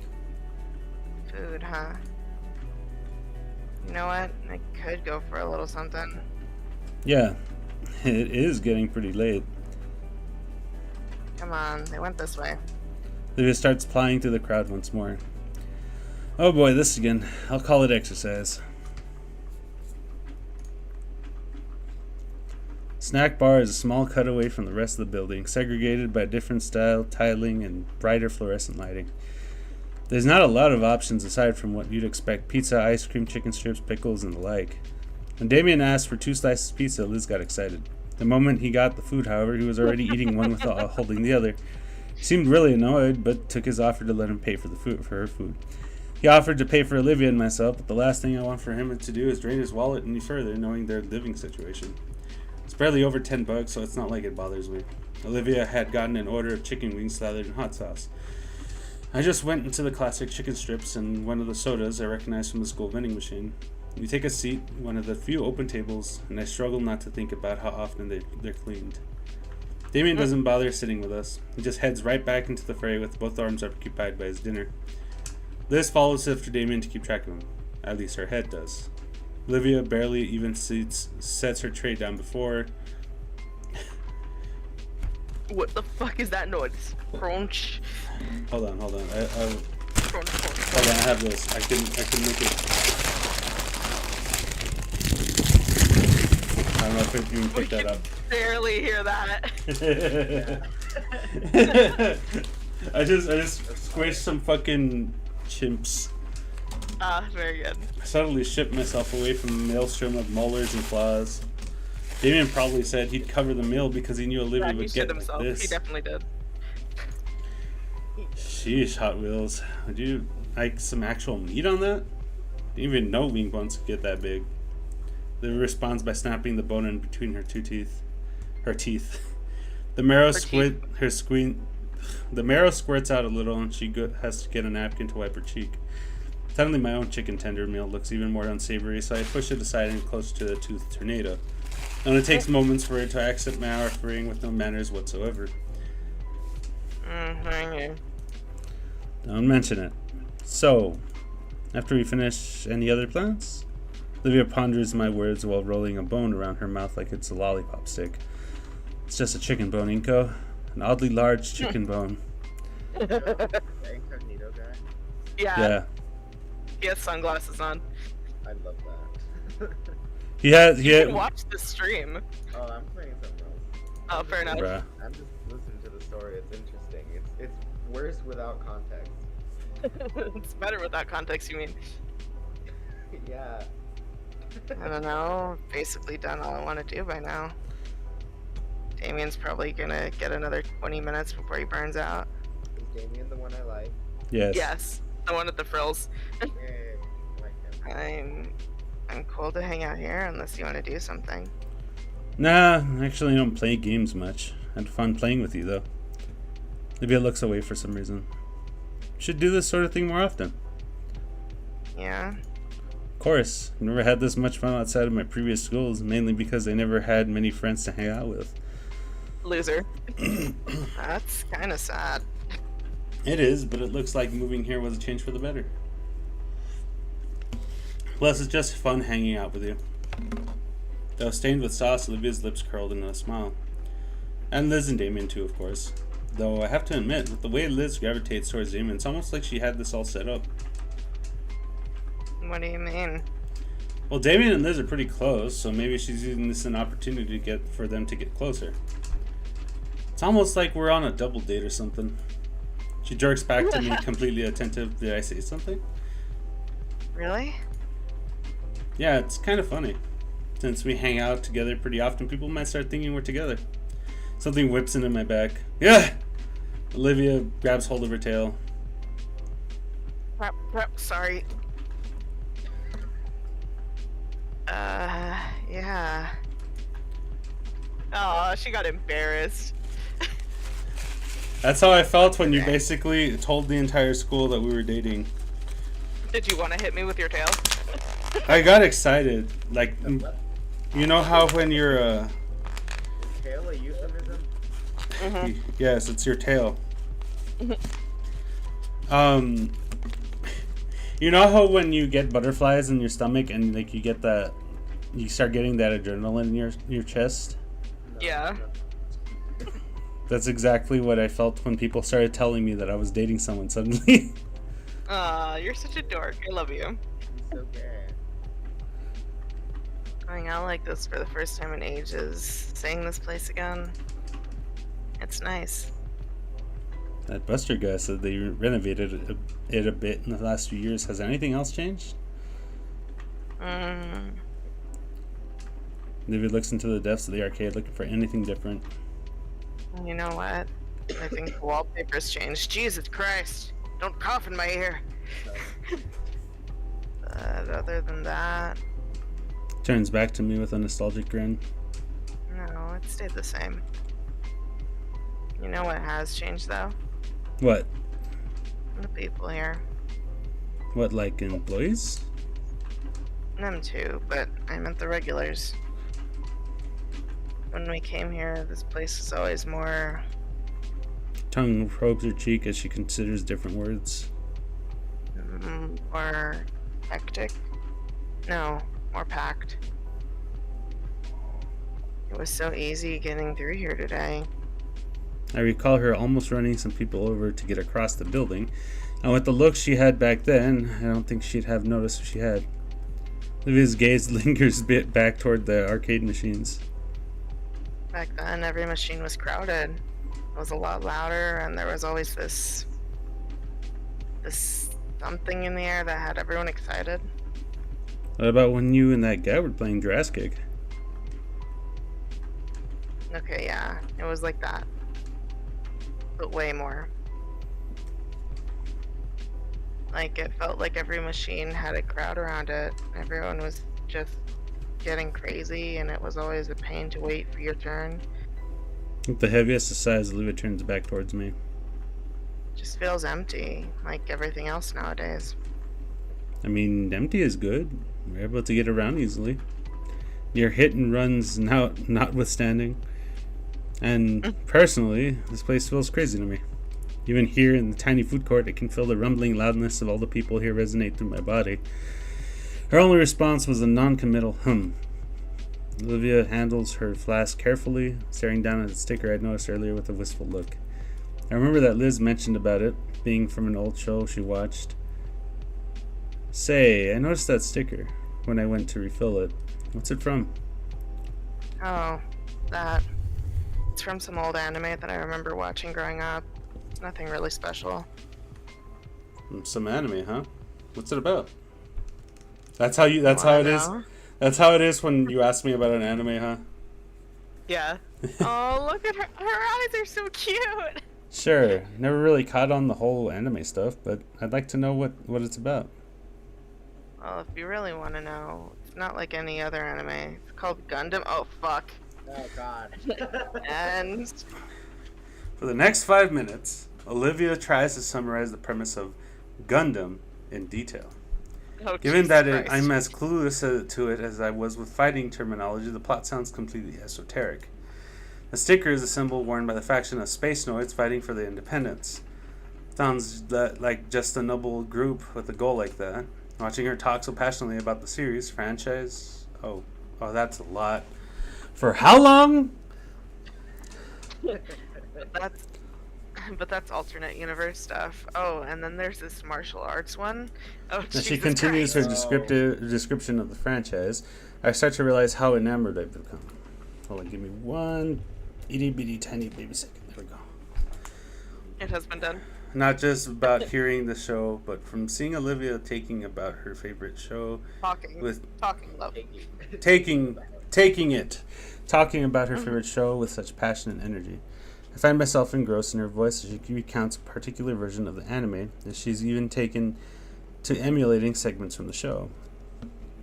And in the end, he finally admits it, and it's one of the best romances Gundam's done. And Sudden pause worries me. What's wrong? nothing. Doesn't sound like nothing. Rather, given the roughness of her tone again, her throat finally ran dry. Do you need another refill? Good. She drinks deeply from the canteen that had started this all off. It's been a while since she'd talked herself dry like that. In fact, I can't recall the last time she desperately needed to hydrate like that. I think maybe around the start of the school year? Be thirsty. She releases the canteen and lets out a breath of relief. Better? Olivia nods. Yeah. Anyway, where'd I leave? Actually, I've probably been babbling on too long about it. Oh no, I don't mind at all. Nah, that's fine. Besides, you let me talk about my favorite show, so tell me about yours. Mine? Well, I haven't finished anything, just mostly video essays about old shows. I'm told I can call myself a fan of video games without having played them, but does that apply to TV? Olivia sure has taste. She can tell me exactly what kind of show she likes and why she likes it. I just know bits of trivia. No, that can't be right. I've seen lots of things in passing. Like, well, shoot. I have no swag. I guess I hate how Inko talks. Yeah, he tries to be really cool, and it's fucking stupid. See, the thing is Anon talked worse, but his terminology was okay. His terminology was more like 4chan shit. Yeah, so I was fine with it. But for some reason, Inko is just like he's trying to be like the cool white guy that has a little bit of swag. Worked up white boy with a little bit of sass. Yeah, he's trying to be a quirked up white boy with a little bit of swag, but he can't be a quirked up white boy with a little bit of swag. God damn it. He's just a white boy with no swag. That's it. He ain't got no swag. He's just a white boy. That's it. I guess I've spent more time watching in-depth video essays about shows than actually watching them, and that's embarrassing. No, it's not. Pretty embarrassing. Okay, maybe a little. It's never too late to get into it. See what you do or don't like. Next time you're over at my place, we can binge watch a whole anime series. That sounds awful. Me over here like, yeah! Oh god, you went into the void again. Yeah! It was my excitement. I went through the void and I'm back. I just visited Olivia in her world. Oh, lovely. I like the sound of that. But if it ever gets too intense, you can always watch Power Raptors with Vinny. Power Power Raptors. Hey. Not Rangers. Power Yeah, Raptors. Power Raptors. Yeah. I love that. Oh, relax. Toku shows like that aren't just for kids to like. It's funny though. I remember my dad letting me watch it as a kid, and Vinny got into it because I showed him. You with your dad? Forcing you to watch fucking forcing me to Naruto. watch Naruto, and now I like Naruto, and that's his fault. Is that why you like Naruto so much? Yeah, he literally forced me. He was just like, "You're gonna sit here and watch the marathon with me," and I was just like, "I don't want it." And he's just like, "It's family bonding time." You know what's funny is that if he didn't, Tried so hard when he was younger. I feel like if he didn't do that, you might have been like a prissy girl, and I don't know how A that would normal work person? out. Yeah, I'm a bitch. that'd have been normal. Yeah, If- it's boring. Yeah, I'm True, boring, so right? true. You're already boring enough. Damn. Rude. If you don't mind me asking, you mentioned that your dad's in and out of town because of his job. What is it exactly? He's on contract with the DoD. Wow, really? Yep, been working with the Air Force since I was a baby. Normally, right? Normally he isn't called that often, but when he does, it's pretty lengthy, weeks, even months. According to your grandma, your dad used to be in the army, which is weird. Yeah, he did. That must suck. It isn't all too bad. We still call each other and send messages. The work just keeps him busy. He's gonna die. Mm. Oh god. Well, that's good. Keeping in touch with your folks is important. Why do I feel sad now? I know why, Inko, because I'm currently going through that situation right now. That's why. Yeah. What about your parents? What's their job? Oh, mine are joint partners in architect. That's why we move around a lot, and the main reason why we're here in Volcadares to begin with. I hate the face he's making. Actually. Ah, now it all makes sense. What does? You know. She points at my shades and jacket. Having on a jacket and shades doesn't automatically make me rich, Olivia. Yes, it does. Dude. That works. Who else wears clothes from Abercrombie and Flint? Oh my god, I hate that. And has extra pairs of Ray A bands sunglasses on them. People in mansions, that's who. Not just extra Ray-Bans, but They're prescription bro. prescription They're Ray-Bans. prescription. Imagine having prescription Ray-Bans, dude. That shit must be so expensive. How much are Ray-Bans normally? Stupid. I'm gonna Google that actually. How much Yeah. are? Only know Oh, that. I'm gonna check prescription. I don't think you can get prescription Ray-Bans. That's the thing. Yes, you can. Ray-Ban glasses. My fellow Americans, let me be clear. I have totally fucked this Mac up. God damn it, this game. Hold on. While she's doing that, I'm gonna go pee because I really gotta go pee. I'll be right back. Jesus Christ! Entertain the masses, you two. Hello, people. Today I'm playing Plague Inc. and kicking ass. Which thing are you doing? The vampire one. The vampire one. Jesus! How much? This is there's no way this is correct. Oh my god, it can go from the lowest to 66. Jesus. But listen, it gets worse. No, I don't want to hear the word. Okay. It goes up to 4,245. Wait, really? Yeah, No. What? So got it. Yeah. Incognigo's a billionaire. Dude, honestly, what the fuck? Ray-Ban prescription sunglasses start around 250 with single vision lenses and no add-ons. No add-on.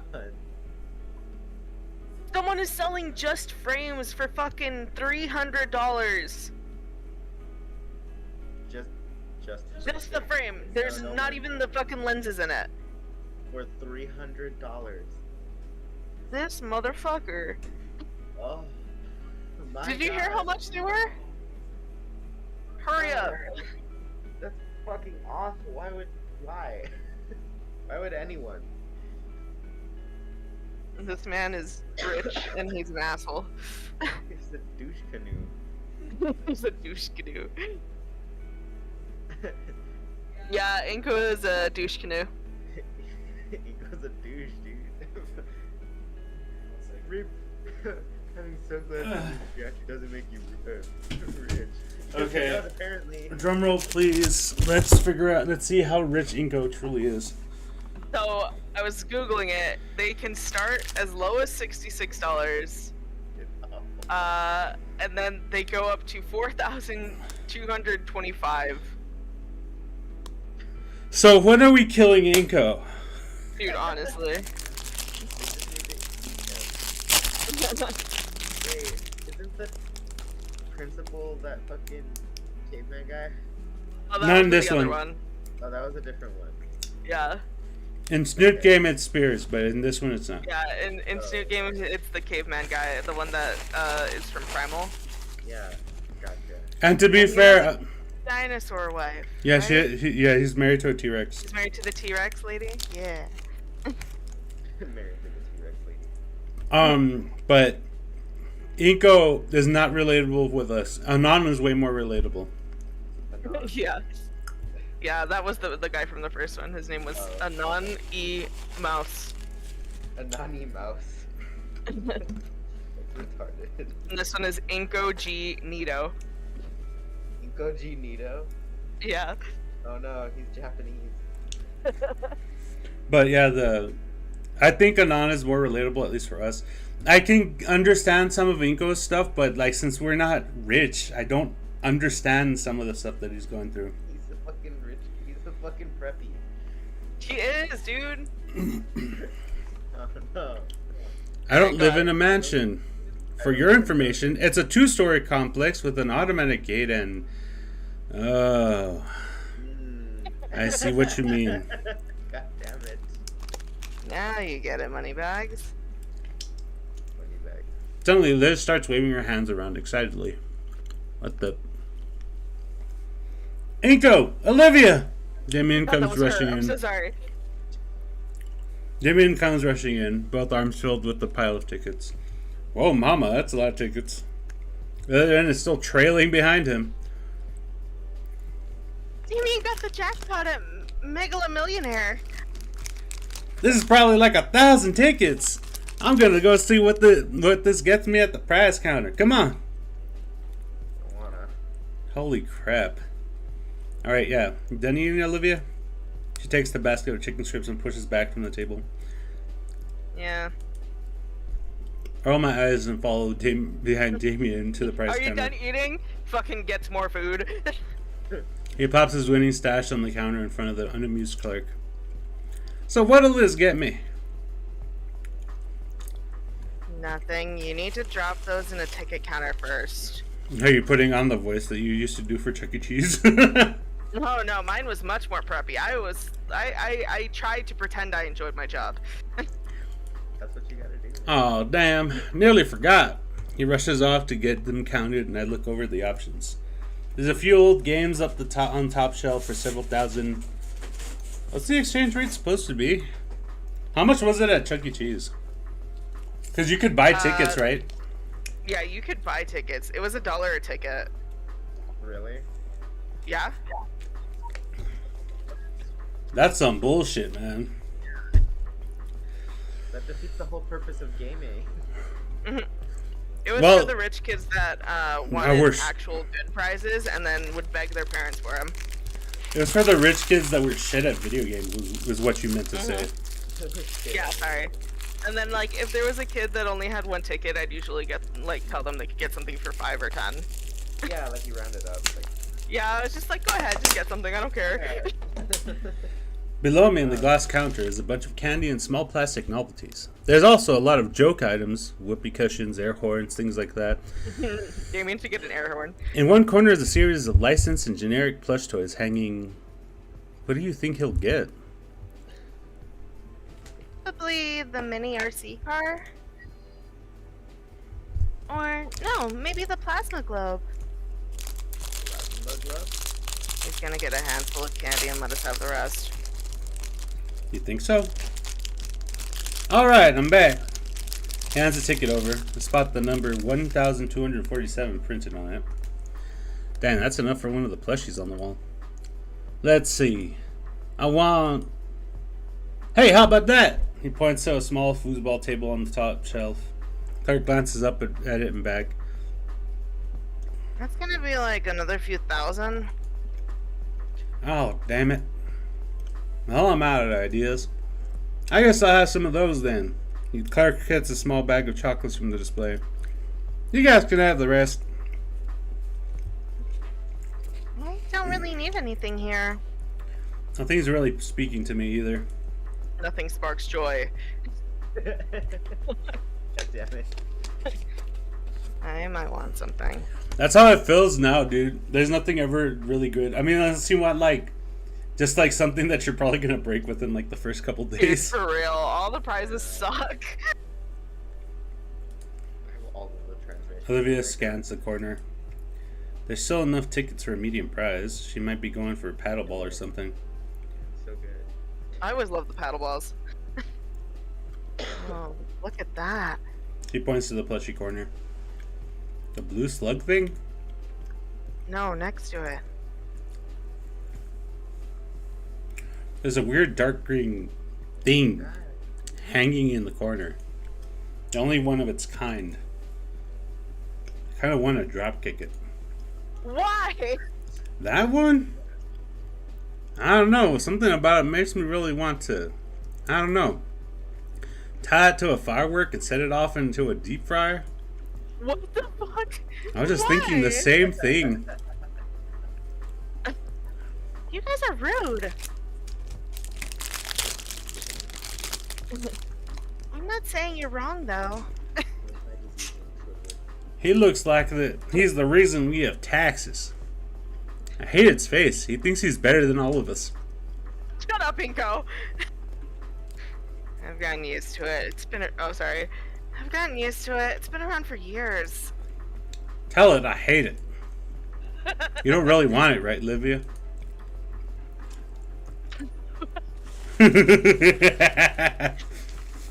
Wow, it's just like me. For real, for real.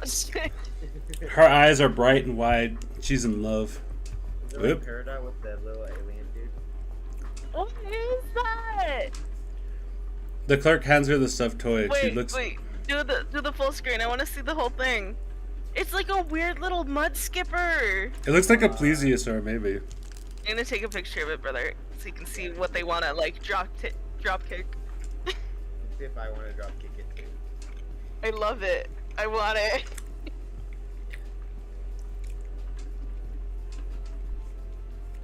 It looks like a mud skipper. Okay. The clerk hands her this. Also, big titties, fat ass, To who? Wheelchair. Wheelchair. wheelchair. The clerk hands her the stuffed toys, and she looks deep into its beady eyes. Yep, just like me. Wait, is she like crippled or something? Yeah, Yes. see, her legs don't work. Below the knees. For some reason, her knees and up can work. Yeah. That's scary. So she can move her thighs, but after her knees, it's just there's no filling, I guess. To move her thighs, you I know, right? say? I'm going to set that on fire sometime. Not if you like having both arms. We have two for a reason.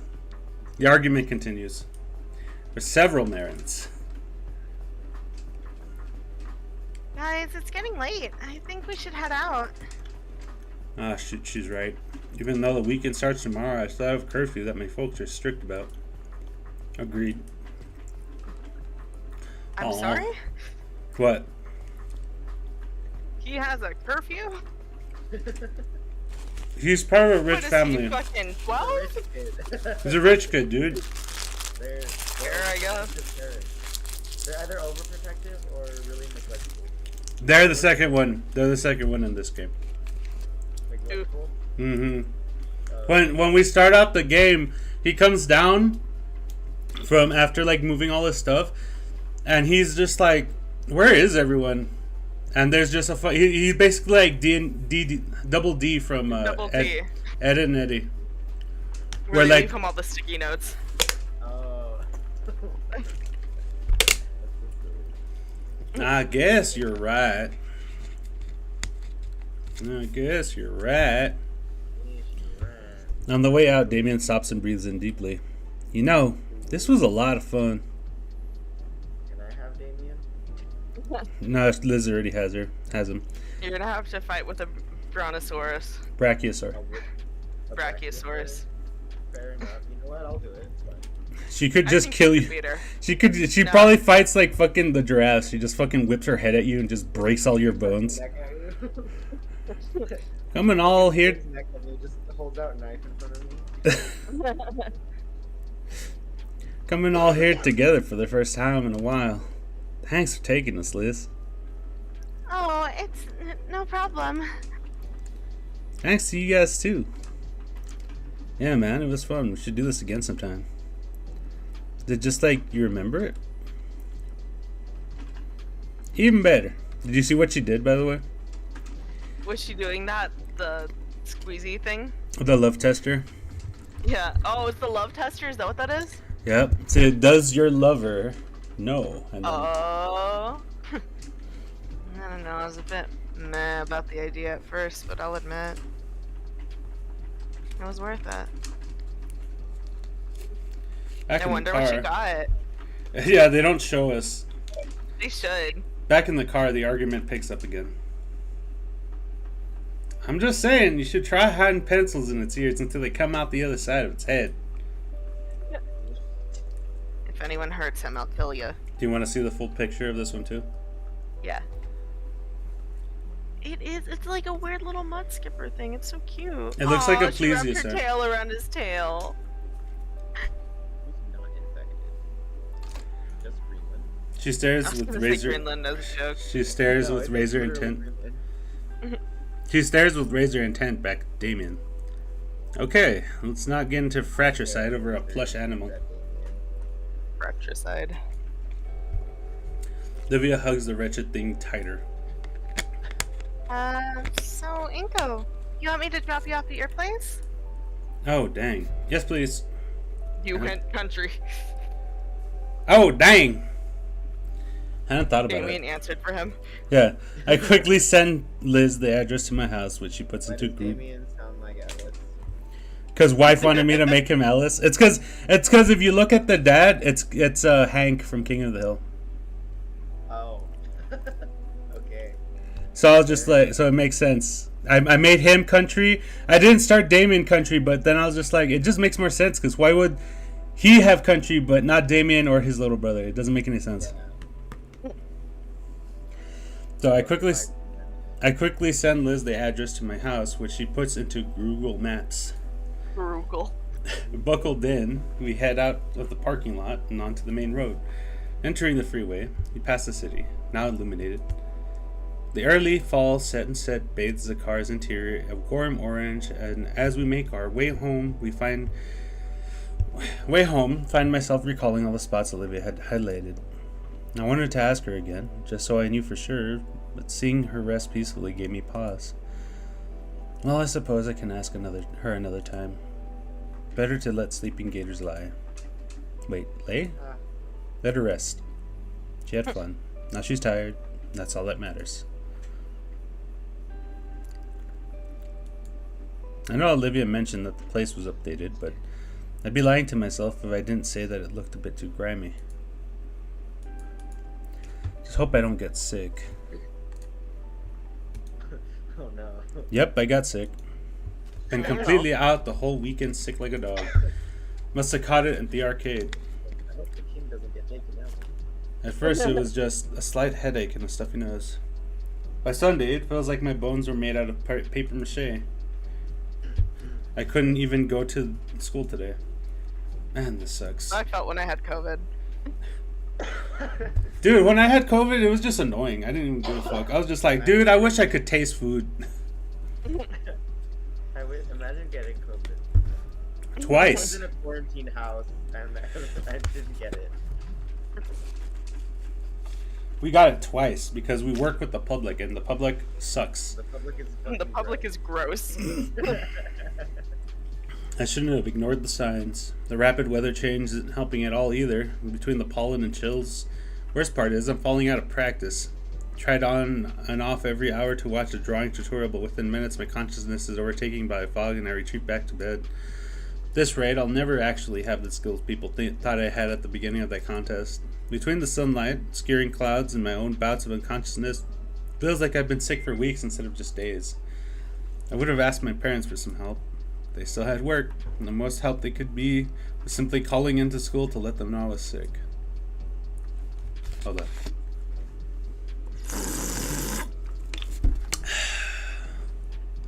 I finished off If the you cup. tried to slurp, it did not Damn it! did not work. I finished off the cup of medicine I'd made and go back to my noodles.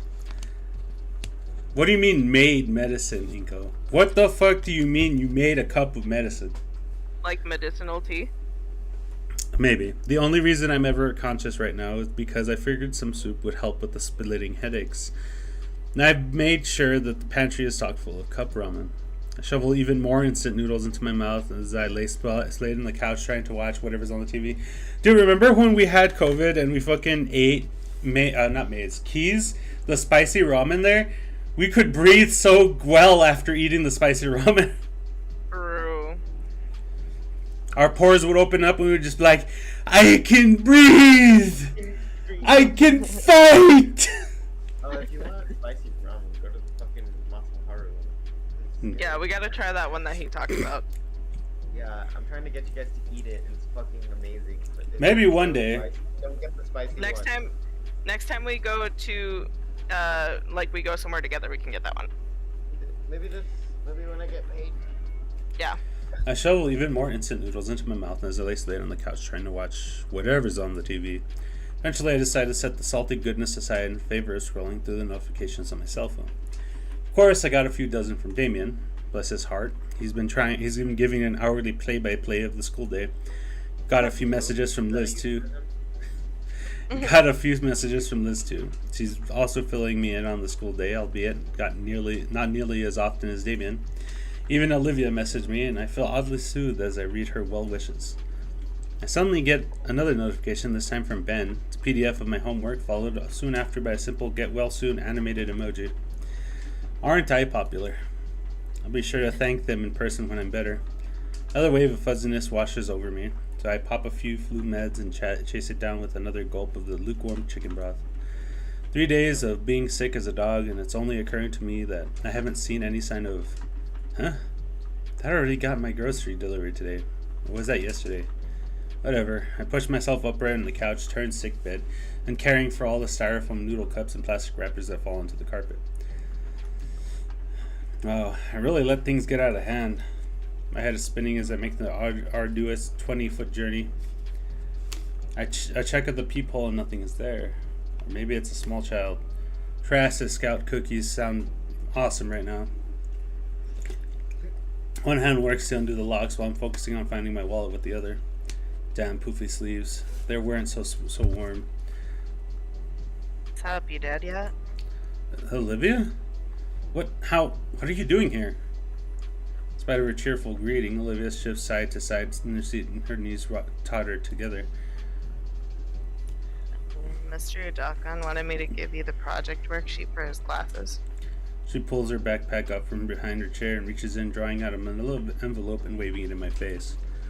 I think brother would like Mr. Udakon as well. Yeah, he's fucking lit. Mr. Udakon. I'll send you a picture of him. Mystery duck? Yeah, Udakon. Udakon. My dizziness intensifies as my eyes attempt to track the rapidly moving object in front of them. Oh, the one about Baroque? Thanks. Pretty sure Ben had just sent me those as a PDF. He snorts and lets the packet go, my hands fumbling to catch it before it hits the floor. Without batting an eye, Olivia pushes past me, as if wandering into someone's house is an everyday occurrence for her. Oh, come on, the project isn't gonna finish itself. Huh? She's already willed herself to my couch and set a backpack on the coffee table. Yeah, figured you could use some help on it, or... And balks the amount of junk I've left. I think her nose crinkles hard to tell from so far away. Damn, Inko, you live like this? My head finally catches up with what's transpired. Lucifer? What? It looks like Lucifer. He's adorable. I love him. He's like your favorite teacher you had in school, the one that was nice to you and made you feel like you actually cared about school. Well, my Yeah. teachers were assholes and I still like them. Fair enough. Well, imagine that, but if the teacher wasn't an asshole. I'm Oblivious. trying to think of one. Mr. We- Kettle Hut. Yes, okay. There you go. Yeah. You had to cut my street. Other than 50. Olivia is here now. Cool. What isn't is the sudden onset of vertigo. Guess I was standing upright for too long. Only managed to stay up You had to just get a enough stroke? thanks to the support of the wall. What? Just how sick are you? Pretty sick. The disgust that was on her face is wiped away when she looks at me. Huh, I wonder why. Why is Oh my my floor God. coming at me? Oh, there he goes. He fucking died. Owie. After my impromptu tumble, Olivia had done her best to pull me up and get me cut me to the couch. Now, rope did make it easy to drag me across the smooth floor of my house. Okay, forget the project. What project? Attaboy. You can't tell if the dizziness is new or not. Olivia's already started picking at the trash mountain, moving what she can into a grocery bag. Watching her with my vision going fuzzy only intensifies the vertigo. I guess I should take more of my medicine. I grab a can of soda from the half-empty case on the table, along with a bottle of cough syrup. I open the can and bottle into the glass I'd been using all weekend, watching the delicious mixture slowly become my panacea. Giving the glass a good swirl to ensure the best final product, I grin and gulp down my alchemical masterpiece. God damn it. I don't get to finish the drink, however, as an olive green tail slams in my midsection and makes me spit up the drink all over myself. Yep. The fuck are you doing? No wonder you've been sick as shit. What? I read online that it makes the medicine go down easier. Oh my god. He's an idiot. Inko, you've been drugging yourself with fucking purple drink. I mean, yeah, it's purple and I drink it. Holy crap. How are you alive? Dude, he has no street smarts like at all. The smell of my spat up drink irritates my nose and I feel my stomach roil from both the impact and the forced Okay, purging. phone. Fuck you too. It just restarted. I resist the urge to retch, feeling all my energy drain away. Ugh. I feel completely spent again. Vision There he swims goes and the again. world turns counterclockwise. I feel something on my head. I'm thankful that something soft and warm and soothingly smooth maneuvers back onto the couch. The Alright, blackness kids, of... for those of you that don't know, don't mix soda and cough syrup. That's a bad thing. Unless you're me. No. Actually, that sounds really gross. I'm not gonna lie. That's why it's because the cough syrup It has... makes a street drug. Yeah, basically. The blackness of my eyes-shut eyelids returns the uprightness of the world and the numbness I'd grown used to overtakes my limbs. Jesus Christ, you had a stroke. He's dying. Oh, The purple drink. my... Inko? Inko, are you okay? Oh man, stay there. I'll figure. His voice is drowned up by the growing drone of white noise. Once again, the colors from outside the window bleed and flood into my house. And I'm still without my rent money. What? Someone's in here still. They're bent over something. Hey you, what's going on? Oh my god. Oh! What hell is this? Funny gator girl on wheels. What? Hang on, I'll try to help you out. Here. Hold on, I gotta send. Yeah, I'm gonna send brother this drug trip. Oh, Well, I can't. You have to do it. Why do I have to do it? Oh, your phone. My phone. Brother, are you still in the game? Yeah, why? Damn it. It's because... Something I can Jump into pause. this really Just jump quick, into yeah. this real quick, I can pause. it taking a picture of it won't do it any Justice. justice. I am now watching. What the fuck is that? That's Olivia, but because of him being drugged up, this is what he's seeing right now. Oh my god. I like the music. I actually have this song saved on my playlist. Of course you do, you nerd. I like distorted music. I don't know why. Alright, we may continue. What is she holding? Yeah. It's a spoon with soup in it.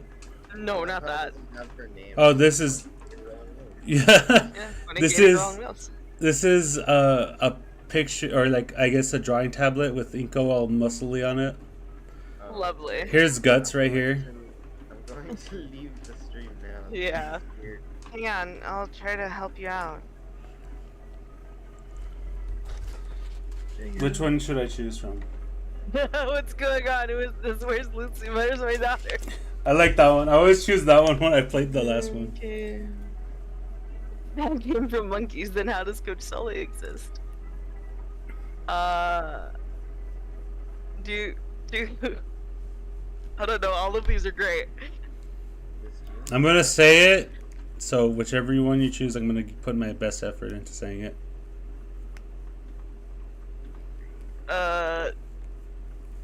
Do the first one. So big. Hey, Hugs. I want a hug. Don't say anything, you're completely incoherent. Incoherent. That's my name. Oh my god. Before I can say anything, my being fades into the void. Oh lord. So fucking drunk. Oh god. My head. What year is it? Set up and glance around the room. Mom and Dad aren't back yet, even though it's 6 o'clock. A business meeting, huh? Wait, no. What's that smell? Dang, something's cooking. It smells nice. Guess Mom is home. Wonder what the occasion is. Normally it's just reheated whatever. Put the couch pillows back the way my parents like them and head into the kitchen to see what's up. Wow, Mom. have a What question. smells... Wow. Is Inko's dad and mom also humans? Mm-hmm. I would assume so. I would hope so.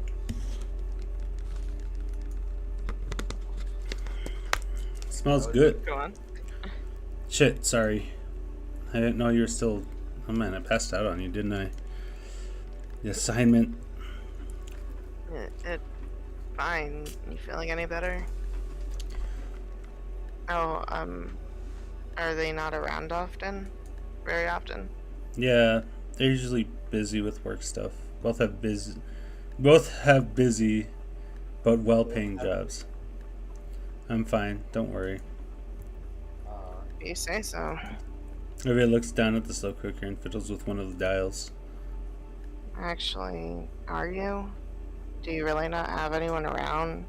No aunts, grandparents, or nothing? I shrug. Like, my mom... Oh, that's without... Nah, Sorry. like, my mom's gone and my dad's a whole nother story, but at least he's stuck with me with the pains. And that way, I guess you're worse off than me somehow. The last part she spoke was quieter, and with her downcast face, I can't help but feel I wasn't meant to hear it. Oh yeah, you at least have your folks, but I don't think it does much good comparing our situations. I'll just have to be a better parent for my kids. Don't you know it? Olivia flinches. I don't know why though. Isn't that what everyone wants? You plan to start a family? Yeah, of course. What about you? My dad really wants me to. He knows he's pretty far from ideal. He's told me before that he hopes I can make a family work like how he couldn't. It'd be nice, but I mean, it's probably not gonna happen. I think it can. Mm. Well, after you collapsed, I panicked. I had to call. What? I had to call Aunt Mrs. Payne to ask her what to do, if I should call emergency services. She said when this happens to Damien, she just makes him shepherd's pie and waits for him to sleep it off. Shepherd's pie. I had to root through your fridge to find out you have jack shit in terms of ingredients. And your appliances too. I thought a place as upscale as this would clearly have an air fryer. You clearly don't have an air fryer. You clearly don't have an air fryer. But all I could find was a slow cooker, so I threw the vegetables that hadn't expired into it with some stock. Should be good for your sinuses at least. I vaguely remember something along those lines. I stepped closer to Olivia, peering into the glass window of the cooker. I didn't even know we had half of whatever's in there. Really? Why would your parents buy this kind of stuff just to let it rot away in the fridge? My mom does Fucking like the to... tortillas yesterday? No, that was scary. I don't want to think about that anymore. God damn it! I wish somebody took a picture of it. I want it like as a stream. We'll be right back and just in the background. Ew. I can't get over the fact that I'm afraid of mold, but I want to be a mycologist. Microbiologist. Mycologist. Nerd. My mom does like to cook, but she doesn't do it very often. I wish she would. The green gator snorts. You know, I'm only spoiling you because you're sick. It's not that. I just miss dinner, you know? Sitting around the dining room table and talking to each other. You don't really do that anymore, except maybe on holidays. Olivia Fucking winces. rip. No kidding. Sorry to pry. Can't help but sigh as I think about my lackluster relationship with mom and dad. It's alright. Anyway, I didn't take you for the culinary type, Olivia. You know what made me sad the other day? Me and Dad were having a heart-to-heart, and he said, "You know, son, I'm sorry that I never, really spent time with you when you were at, after school." And I'm just like, "Dad, it's fine. I was a little shit back then. You had work. It's okay.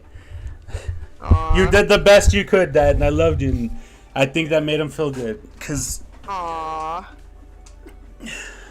Anyways, before I go off on a tangent about how much I love my dad. That's alright. Hey, brother. Oh, never mind. What were you going to tell your brother? Hurry, go. I was gonna ask him to look at the stream, but it's because my phone's dead and I want to make sure it's still going. It's still going good because it tells me how many frames we've dropped, and we only have 3%.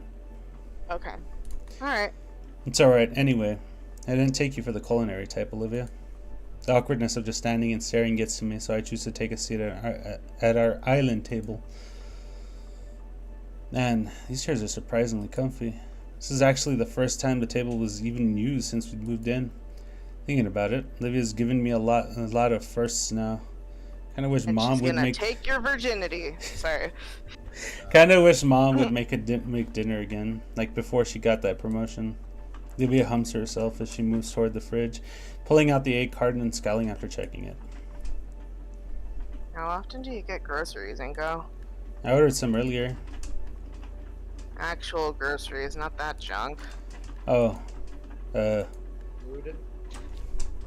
God, that's such a waste of money. Imagine if you could cook. Imagine if you could cook the food you like. man, I love cooking, but the problem is that we can't get the ingredients we need all the time, and then I can't fucking cook the things I want to cook. Yeah. If we had money like that, dude, I would cook for breakfast, lunch, and dinner and have no issues. I try to, but my head starts to get a bit lighter. Though now I can practically taste the salivating smell coming from the cooker. Is that why you're in home ec? There's another low hum from her as she considers something. I wanted to be ready when I had to have a place of my own. And it's actually relaxing. Just keeps my mind and hands busy when I'm alone. Plus, it's either this or, bother Mrs. Payne all the time. Cooker pinged, signaling the stew was finished. And Olivia takes the lid off, a cloud of steam erupts from the rich aroma of cooked meat and vegetables. Can you grab us some bowls? I'm guessing they're in the shelves above.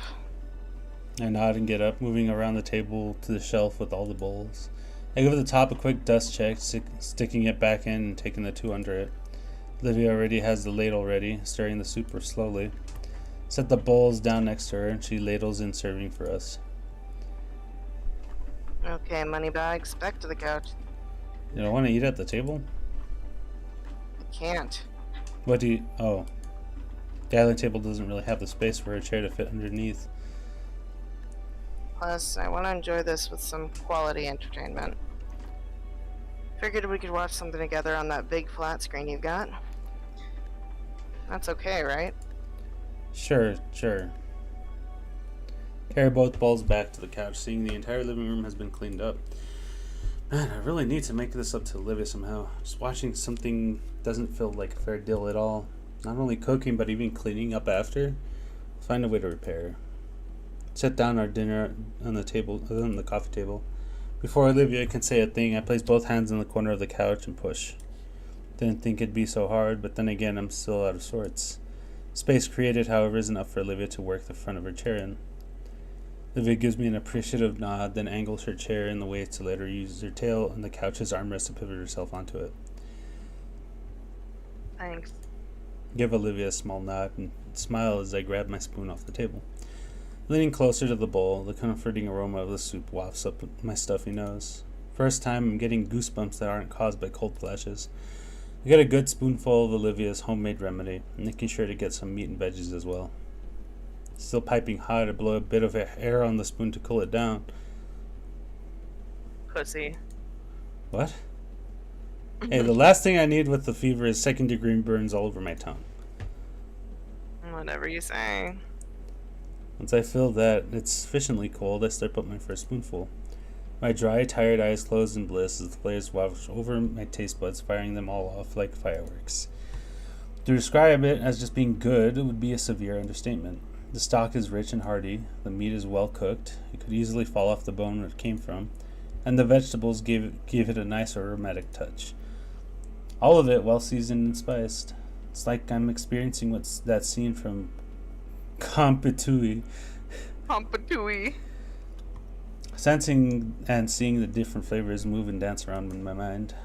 For a brief moment, I forget all about my fever and only felt the warm presence of the soup envelop me like a cozy blanket. Is it good? Like a record scratch, I'm taken out of my experience and brought back to earth by the baryonyx's voice. I look to see Olivia giving me a questioning look, idly crunching and munching her soup. I also realize that I'm sunk into the couch, my arms to the side like a rag doll's. Felt like my body was weighed down from both my sickness and the soup. Guess I got lost in the broth. You got Wow. lost in the sauce. Olivia, this soup is amazing. Olivia rolls her eyes at the enthusiastic compliment, but lets out a tiny smile. That's nothing. You just threw shit together in a pot and called it food. Anyone could do that. Olivia looks away, once again cutting herself short. With weak strength, I lift myself up from the couch's gravitational pull to better look at the shining scaly. Serious, this is the most delicious soup I've ever had. Olivia moves her head back closer to me, but still avoids my gaze, her smile a little weaker. Alright, I get it. Don't have to make it sound better than it is. Just helping out your flu. I'm not saying it because of the flu. Honestly, you have a real talent for cooking. Olivia turns toward me, her smile still small but filled with honest joy. You really think so? I nod even as the soothing warmth of Olivia's soup settles in and manage to turn her meek smile with my own tired one. I know so. Her eyes dart around for anything else to focus on, desperately trying to redirect her fluster. She shakes the flush off her face and checks around for her bag. Well, I'll get going. Going? Thought you were wanting to catch up on your shows. Well, Remote's right there. It's the least I can do after your help today. What were you wanting to watch? She eyes the remote and the oversized screen on our wall. a few things, nothing in particular. I remember you asking last month about for some recommendations, so I've been thinking of a few you might like. But if you're sick and all, I don't want to. Yeah. I'd love to see what you have. Parents probably won't put me back to hog it for another few hours. They come back tonight at all. So it's a pretty good time. Really sure. Sure, I'm sure. Show me all about the deep cultural meaning of animated dinosaur folk cartoons. Oh my god. You're lucky you're sick right now. Yep. Olivia takes the remote and flicks the TV on. After getting over the initial shock of the screen being taller than she is, she navigates to a streaming site and picks some colorful series I'd only seen in passing. This one has a rough plot, but it gets better a few episodes in. The animation is top notch. Mm-hmm. She flips to the episode on and an establishing fight scene unravels while Olivia moves back by the couch with me. Then, to my surprise, she hefts herself out of her chair and into the cushion next to me. I move my arm out of the way to make room. Oh, sorry, you should have asked. Of course you're welcome to sit. I know, but thanks. We focus back on the show. Well, I do. Olivia's glancing my way after every joke and expensive shot to analyze my reaction. Not me. And when it's not for that, it's a forewarning that something a bit cheesy was about to happen. Eventually, the first episode closes. The heroes are ready to begin their journey for real in the following one. Credits scroll, and Olivia swishes her hair aside with fingertips. So, yeah. Pretty good, I guess. I don't know. What do you think? I liked it, yeah.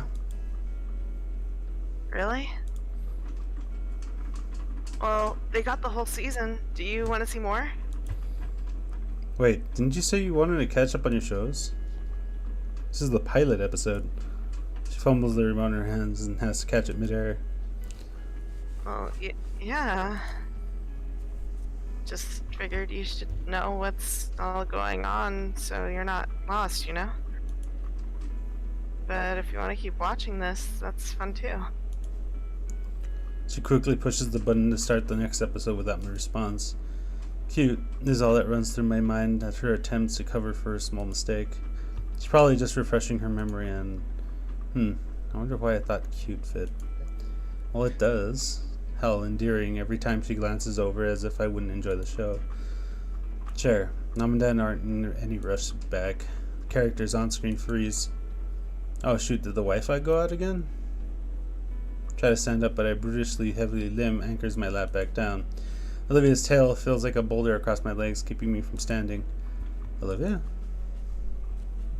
I just paused it and go. Oh. It's a complicated expression on her face. Is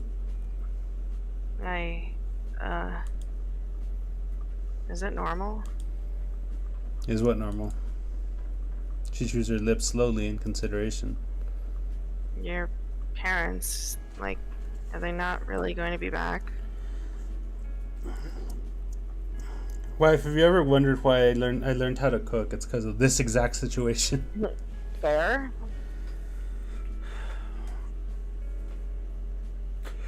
Hold on, I'm stretching. I shrug. They're always busy with work. Bill is shifting next to me. Livia's inched herself closer. Like, when I think about it, I barely see them at all. More shifting. I wonder sometimes. Tail shifts to my abdomen now.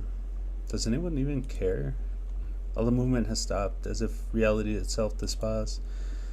And I must be more tired than I thought. I feel my head sway as my muscles ease into putty. I'm sure they do. I look at Oh, Olivia. Jesus Christ. Why is my phone overheating? You good? I don't know. I took it out of the case. I'm just going to let it cool down. Put it in the freezer. What? I look at Olivia, who is shoulder to shoulder with me now. I mean, it's kind of the same. Hmm? Olivia chews her lip as she considers her words. He's always busy too. The only reason I live with my godparents is because Dad has to travel for work. So he doesn't. Tell myself as I see the faint wetness in Olivia's eyes. Sorry. Her eyes close and the somber sigh escapes her lips. It's fine. I get it, Inka. There's a silence hanging over us now. Copy after the sweet girl next to me, letting my eyes slide close and a sad breath loose. After some time, she breaks the silence with the soft and tender words. Of course your parents care. Just like Dad. Why else would they work so much? But what about me? I once said just how pathetic that sounded. It's for you, you doof. How else could you afford all these nice things? Her words grow quieter as time goes on and my body sinks into numbness again. Dad cares enough to work for my sake. Enough to talk my godparents into letting me live with them. They didn't have to, and yet I'm burdening them. My mind connects the dots. Mr. Helford talked Randy and Sophie into it. Which is why I have to be able to live on my own as soon as I can. As if they don't want me there anymore, that's it for me. I recall just how happy they were to have Olivia rejoin the party. They wouldn't though. They love you like Damien and Vinny. She shakes the morose thoughts from her head and then looks at me with serious moonshade eyes. Anyway, you should do the same for your parents and yourself. My world goes horizontal and I find my head atop the comfiest pillow I've ever felt. I nod and the nod becomes a nuzzle into a said pillow. Above me, Olivia yelps. I try to turn and see what's wrong, but something falls atop my head and that keeps it in place. Nothing. Soothingly cool something rubs across my head, drawing me further and further into restful peace. Along with the gentle caresses, a deep vibrato emanates from somewhere, resonating in my tired mind. Okay, with the lulling touch and tone, my eyelids grow heavy. By the time I wake up, Olivia's gone. Check my phone for the time, only to realize it's 4 in the morning. Can't help but groan as I sit up on the couch, but instead of feeling horrible like I had the past few days, I felt surprisingly well. There's no doubt that I have Olivia to thank. Hell, I might even be able to go to school today. Wonder if any of that soup is left. She probably left it in the fridge, right? Shuffle over to the appliance and open up the door, allowing my eyes to adjust to the light. It only takes a second for me to spot a Tupperware container filled with the delicious meal. Nice, I'll have to ask her for the recipe sometime. Okay, let's see. We've been recording for 2 hours and 18 minutes. Because we had all that fucking 45 issue. minutes left. Yeah, because we had all those fucking issues earlier, dude. Dude, seriously, that was awful. Thanks to Olivia's advice and cooking, I'd finally made my recovery and returned to school. And I'm glad to be back. Oh, dear God. What? Don't worry about it. I felt like I'd missed so much while I'd been gone. So much I need to catch up on. I mean, I did manage to finish all the assignments that Ben had sent to me. But I fell out of the loop with other things, like gossip about me. Damien tried to give me the rundown of it all during PE. I'm still in shock over how bad some of them got. Up to cartel, drug running, and FBI's most wanted. What's the craziest rumor you ever heard about yourself back in school? I don't know. I can't think of any.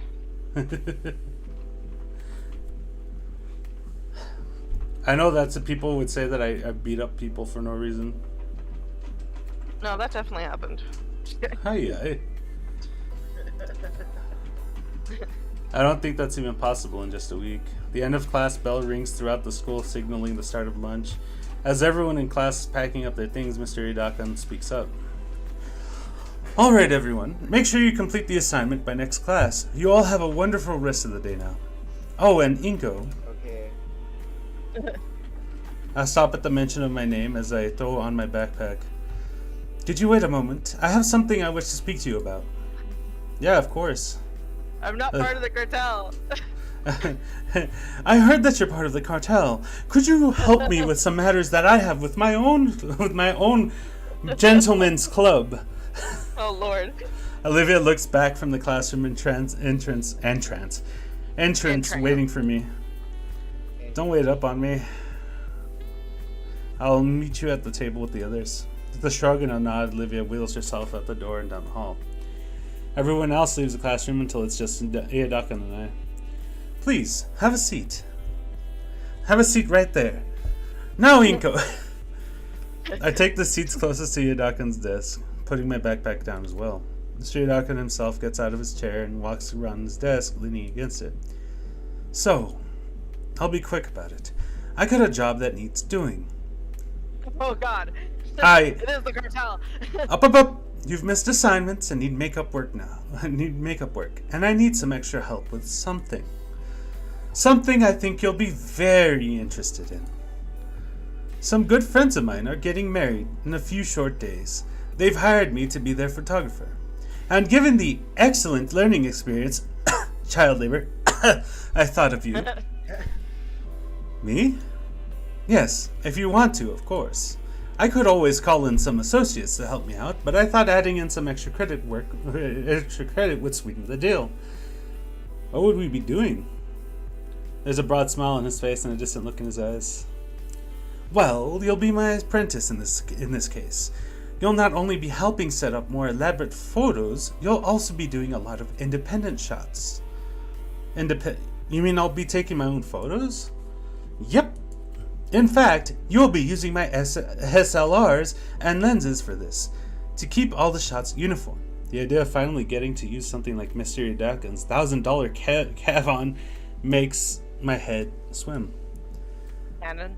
Yeah, it's Canon, but Kevin. Yeah. So, what do you say? Interested?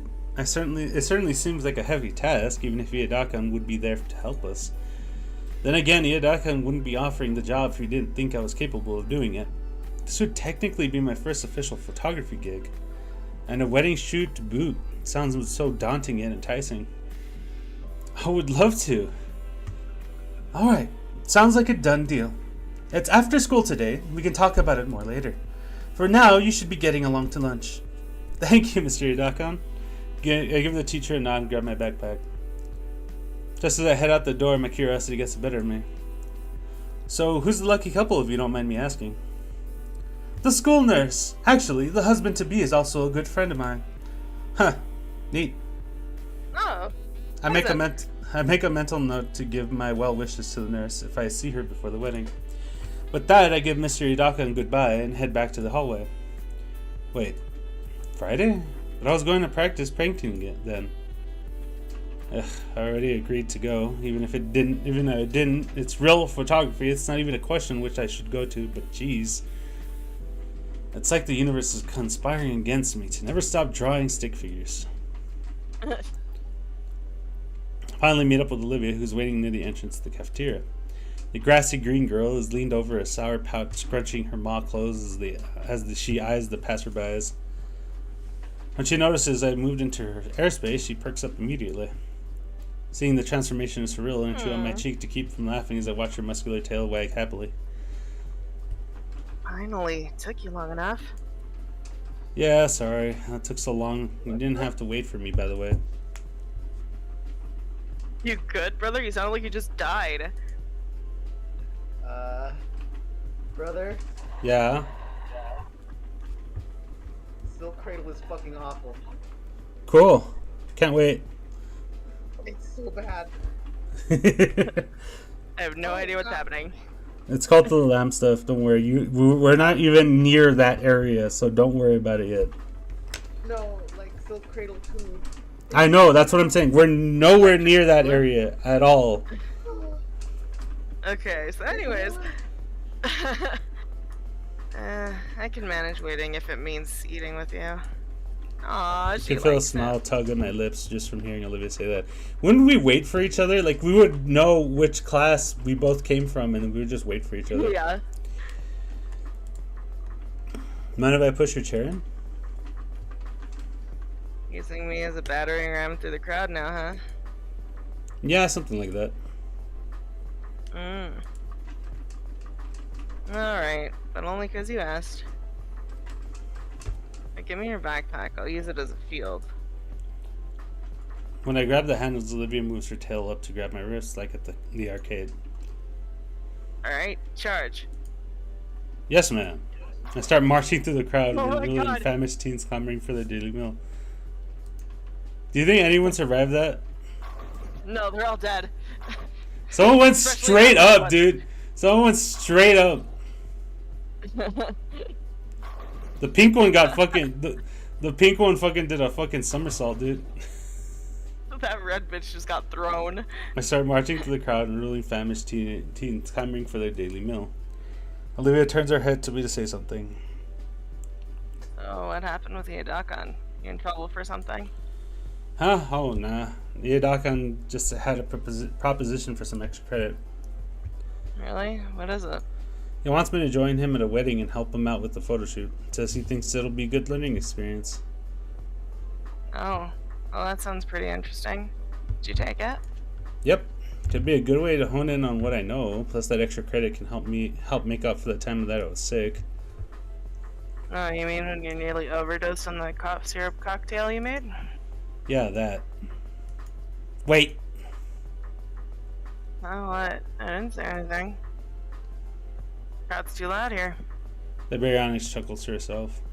I'm left rolling my eyes, letting her claim victory in this exchange.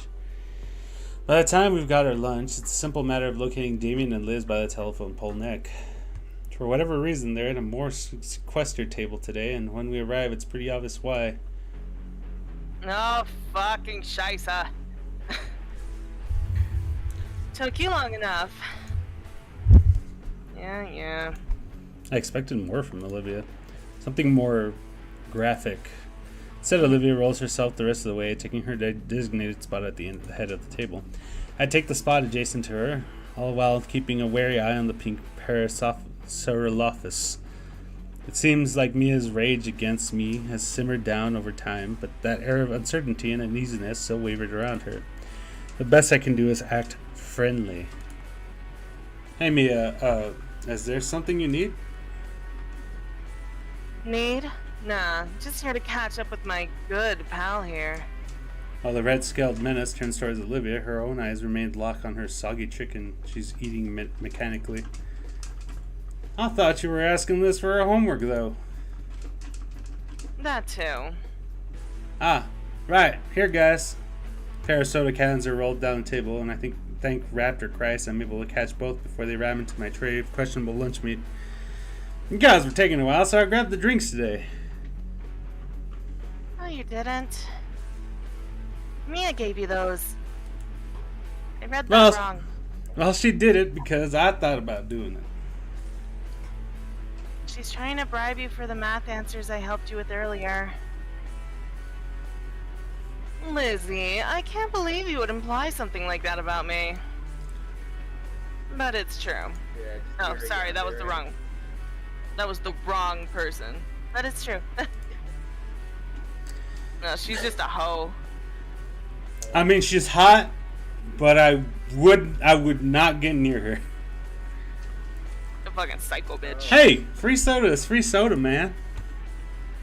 Is she sweet but psycho? She is not sweet. She is not sweet. Is not sweet. She is sour as fuck. Oh god. At any rate, real reason I'm here is... Say, Olivia, you leave your phone at home or something? People are trying to contact you all day. Oh. Olivia pulls her phone out from her jacket pocket. You catch a glimpse of her wallpaper, a comical portrait of guts that she'd probably doodled. Yeah, I ran out of service for the month. What the hell? You don't got a proper monthly plan? I got more important things to be doing than this, you know. If they want to see Olivia so bad, why send you and not just show up themselves? Got it. Who's so important for all this anyways? Who do you think, Ben? Ben wants to talk to Olivia. Why does he want to talk to Olivia? Is this 20 frickin' questions?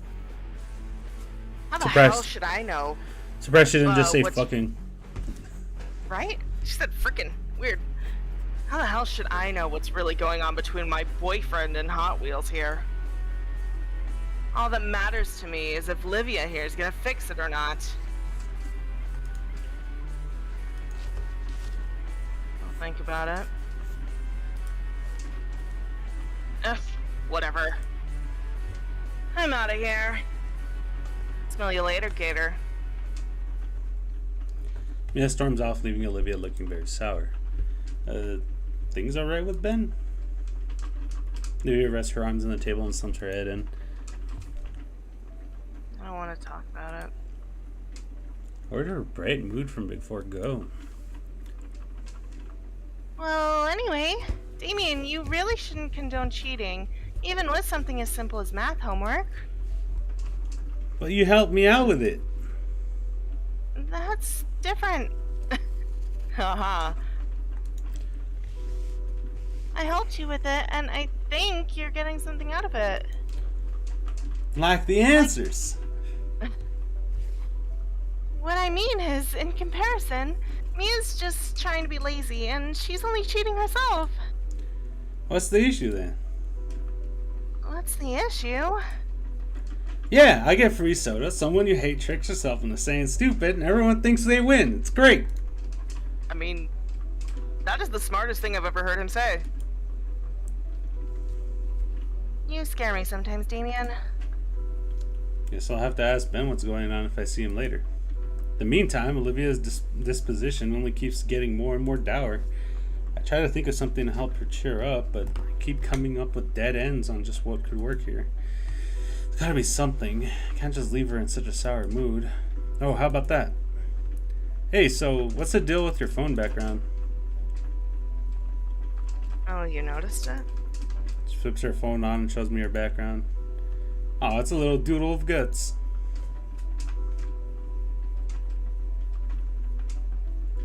Hello? I'm sorry, Julia texted me. Give me a second. I was just like, oh god, not again. We did a stream once, brother, and it was fucking ending 4 of Snoot Game. No, ending 1 of Snoot Game, and it went to shit so fucking many times. So much so that we missed the entire situation with ending 1 and only got the very last parts of the ending. The very last bad ending part. Yeah. It sucked. Everyone went silent, so I thought it was happening again. I was just like, no!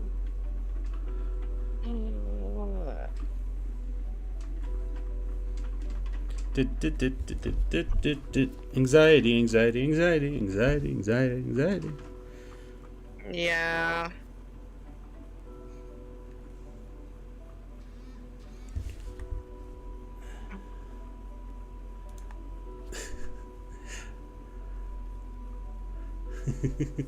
Okay, that should be good enough for now. Are you sure you're ready?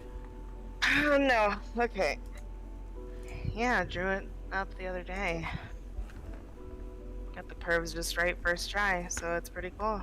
Holy shit, it's raining. I'll bet. Not here. Is he with you today? Nah, I left him home. How often do you bring him? Oh my god, it's beautiful. Not often, maybe once or twice a semester, and even then it's just when I'm bored. Although, once he was just in my hoodie when I left for school. Unexpected? It was. Here, I got some pics saved. The screen displays a small creature sat atop a desk with its tiny tail clutched to its chest tightly. I don't know why, but he holds his tail like that all the time. I feel Damien and Liz hovering behind me, with their eyes locked onto the adorably fat creature on the screen. I don't know who coos, probably Liz, but Olivia rolls her eyes and swipes to the next picture of the cute pet, now in a transparent ball and looking confused. For the remaining minutes of lunch, we just sit huddled around Olivia's phone and transfer a sweet little rat as it did the most mundane things. Yet Gut's method of doing them was way too undeniably cute, and that's what really got to us and made time fly faster than we could even notice. Blink a couple times and stretch my arms and legs as I get up from my desk. Miss Prockley really knows how to make 40 minutes feel like 80. Well, at least it's time to practice painting for real, for real. Fucking shut up, Inko!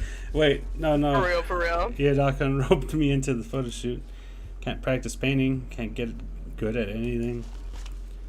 Why is it every time I try to actually improve, something like this happens? At this rate, I'll never get good enough to get a real following. I haven't gotten to actually have a whole afternoon practice at all, so there's still no way in hell I'm missing this. I ended up meeting with Ben and Iadofkin right as he was locking his classroom. While our teacher made the assignment, apprenticeship, and while he made it all sound simple, it was still subjected to some paperwork. Something about liability waiver or something. You know, in case something happens to us, like a surprise attack by 5 teenagers in multicolored spandex. I wonder if that happens often. He still filled... God, he's so stupid. He still filled the form out as the instructor gave an overview of just what exactly Ben and I would be doing. There's a few structures out here, save for one at the edge of the cliff. Ben's the first one out of the cramped car with an armful of telescoping black stands. I follow his example in loading the vehicle. All right, you two. You remember what you're doing tonight? Yes, sir. Have fun talking to yourself for the next few minutes. I know. After we set up the photo station in the corner of the hall, we'll be taking turns walking the reception, taking pictures of the guests. Perfect. I'll be with the wedding party the entire time. So if you need me, just look for the gaggle similarly dressed women screeching and you'll find me. He grins as he helps carry the last of the lightest equipment from the trunk. Remember, this is actual work, so be polite, be efficient, but most importantly, Ben and I sit upright at attention, ready for any order our teacher will give us. Have fun. But trust me, the clients will appreciate it more. Ben doesn't know how to have fun. He's a fucking nerd.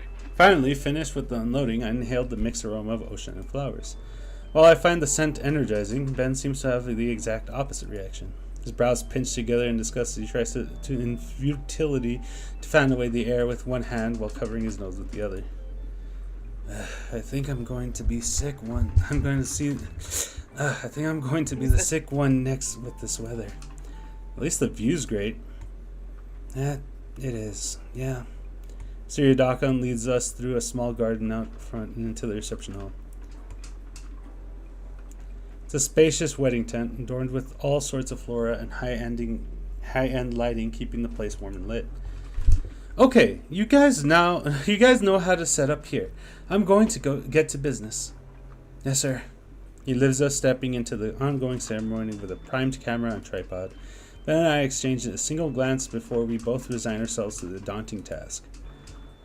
First on the list is the telescopic stands for the cameras. From experience, it doesn't take us too long to get those in place. Next are the reflectors and strobe lights, all packed in heavy cases that have to be hauled inside.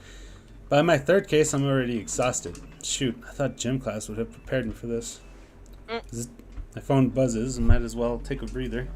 Opening up the notification, I discover it's from Olivia. Hey, Shades. Hi, Olivia. You got service back? Oh, I lied about that. Me. I love how he fucking does the emojis with his sunglasses. Now you leave with the dog on after school. What's up with that? Helping with the wedding photo shoot. You at a wedding? Did Iadokon give you a better jacket for it? My jacket is cool enough. Oh god. So, where at? Teach said it was some place called Clarkson. Lookout on the way over. Wait, really? That place has a bunch of scenic views.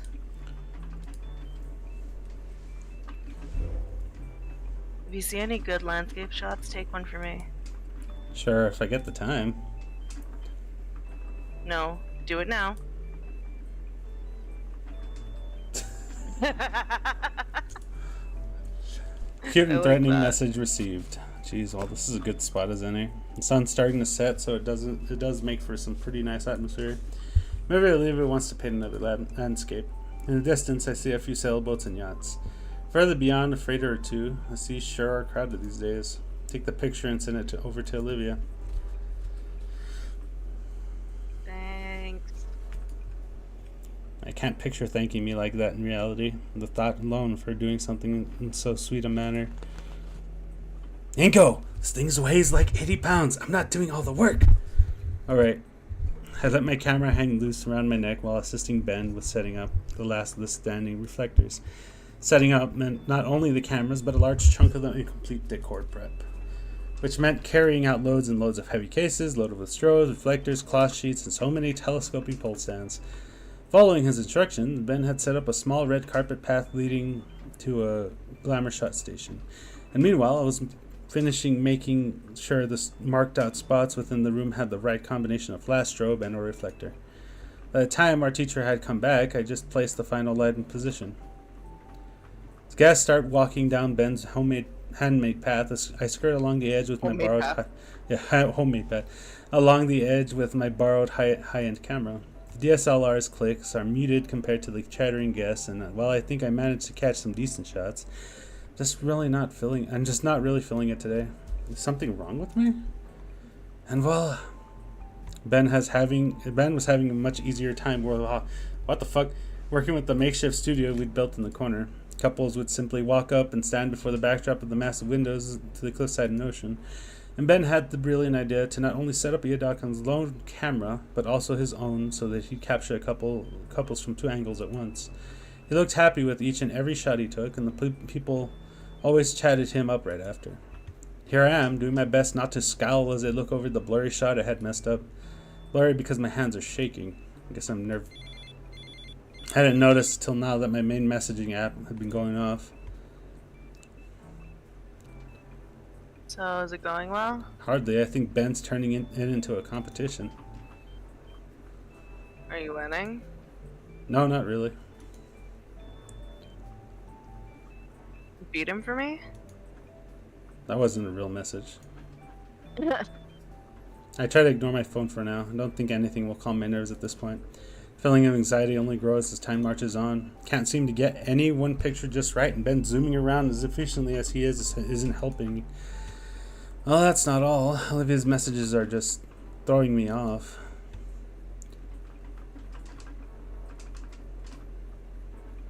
Just break his flashing stick thingy. Well, then his pics will be super dark. How out of date is Olivia to think that we still use flash pans? Or lock him in the bathroom or something? I don't think that's sportsmanlike or legal. Oh, I just remembered. I need another pic.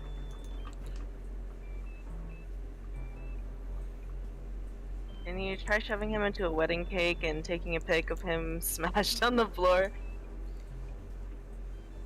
I need it for, Muse. That. Do it for me. I think she's talking about that picture of the Pepe frog that's looking up and like there's shit like all over, or not shit, but like yeah. like fuck, his food tray is on the floor. And he's just like, Yeah, I know. come on, that's just violent. He's being lame. This is barely within my peripheral vision. I spot a perfect shot of an older couple, the parents of the groom, I believe. There, that's a good chance. Bring the borrowed camera up, look through the viewfinder, and see that the parents have already moved away and into another group. The camera slips from my grip, but luckily the next strap holds it safely against my chest. Okay, I need a break. Find an appropriate place to sneak outside and go around the building, slumping down against the brick siding. It's really twilight now. The ocean's reflection of the sun is getting very close to meeting the real thing. My phone buzzes once more and something in me jumps. It's not fear, though. Just wish I knew what it was. Lydia sends a video of Guts running around a maze she put together using cardboard and school supplies. When you send random videos with the dogs. When he comes out of the other end, she gives him a grape to bite into in her palm. Aw, I was never really fond of rodents, but seeing Olivia's videos and the little doodles is really starting to sway me. There's something about seeing Olivia having such a strong bond with Guts and caring for him that warms my heart. It's hard to believe that this is the same girl that used to give me nothing but icy stares when I first met her. That she feels comfortable enough with me to let her defenses down, be herself. As I continue snapping photos, my trek around the hall to find good photo ops leads me to the stage where the DJ once was. Shame that I didn't get any good shots of him while he was here. Maybe Ben got some decent pictures. Looking through the camera lens, I see that there's a gentleman sitting on the steps that lead up to the stage finishing off a cigarette. There's someone over in the steps taking a deep drag of a cigarette and blowing the smokes up towards the window. Truly iconic display of suavity. Suavity? Before I knew it, I've taken several shots. Seems like he wants to be left alone, but he doesn't mind, right? Hey, kid.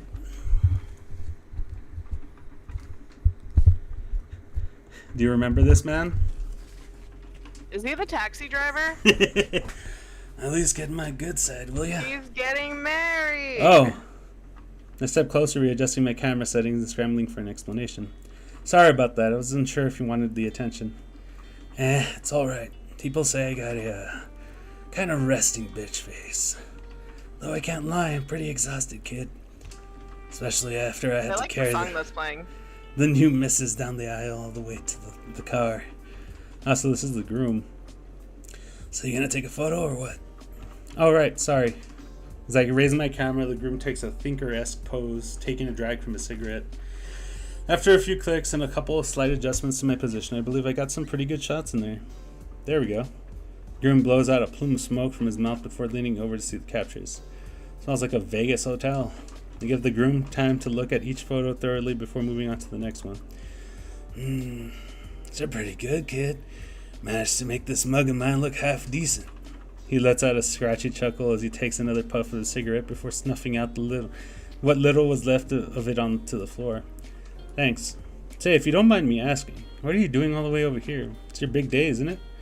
As the groom lets out another plume, he's already begun to dug up another cigarette. Lighting the new cig, casually, he begins to inhale it, and keep inhaling it. He holds up a finger as he continues inhaling until the cigarette is finished. And he finally exhales a stream of lung cancer slowly over the course of 30 seconds. His wife is a nurse. She's gonna yell at him. Of course it is. Just having a little rest is all. I mean, this has been the happiest day of my life. But it's tiring as hell. The missus is certainly having fun. In a few hours, when we're in our new, no longer bachelor pad, I'll be listening to her as she moans about how sore she is. The groom lets out another plume of smoke, this time through his nostrils. I'm sure you'll be listening to her moan. But hey, if that's the price I gotta pay, holy matrimony and all that jazz. It definitely feels like the groom is laying it on a bit thick to who is essentially a stranger to him, and yet I can understand what he means. You know, I've been going around the whole reception snapping photos. Why don't you take a break too? He motions his hand to the nearby stage as an available seat. I settle myself on the stage as the groom then fiddles with a small packet, looking closer. Still sealed pack of cigarettes. Trent told me a bit about you, you know. Who? Your camera teacher, or whatever he's called at your school. Says you're a good kid and all, though a bit clueless. Hey! The groom lets out another guffaw as he cracks open the pack of cigs and plucks out a fresh cancer stick. His words, not mine. How about you know him? How do you know him? We've known each other for ages. He actually helped me meet the missus. Funny how that works out. Whoa, Mr. Yadakon was your wingman? He always hated how I told him that. I'd give him a lift to some field trip he had to chaperone. Don't know why. Could have taken the school bus. But as soon as I got there, I met the rest of his coworkers, including my would-be wife. Taro tricked me into also chaperoning too, saying I could use the time to get to know her better. Jeez, maybe I should be asking him. Well, no, I can't. Can't what? Nothing important. Have a teacher tell you how to court a lady friend, right? Hey, no. Another one of his students, classmates, yeah. It's not like that. Ah, come on. I know you want to talk about girls. That's always fun. Humor me a bit. It's just a good friend. The words taste bitter on my tongue for some reason. Sure, kid. Sure. Got a few more minutes of quiet while Bridezilla and her maids of murder fight over that bouquet. Quickly glance over to see a woman twice my age wielding a folding chair like it was a battle axe. Jesus Christ. Trent can't help you there, but I can.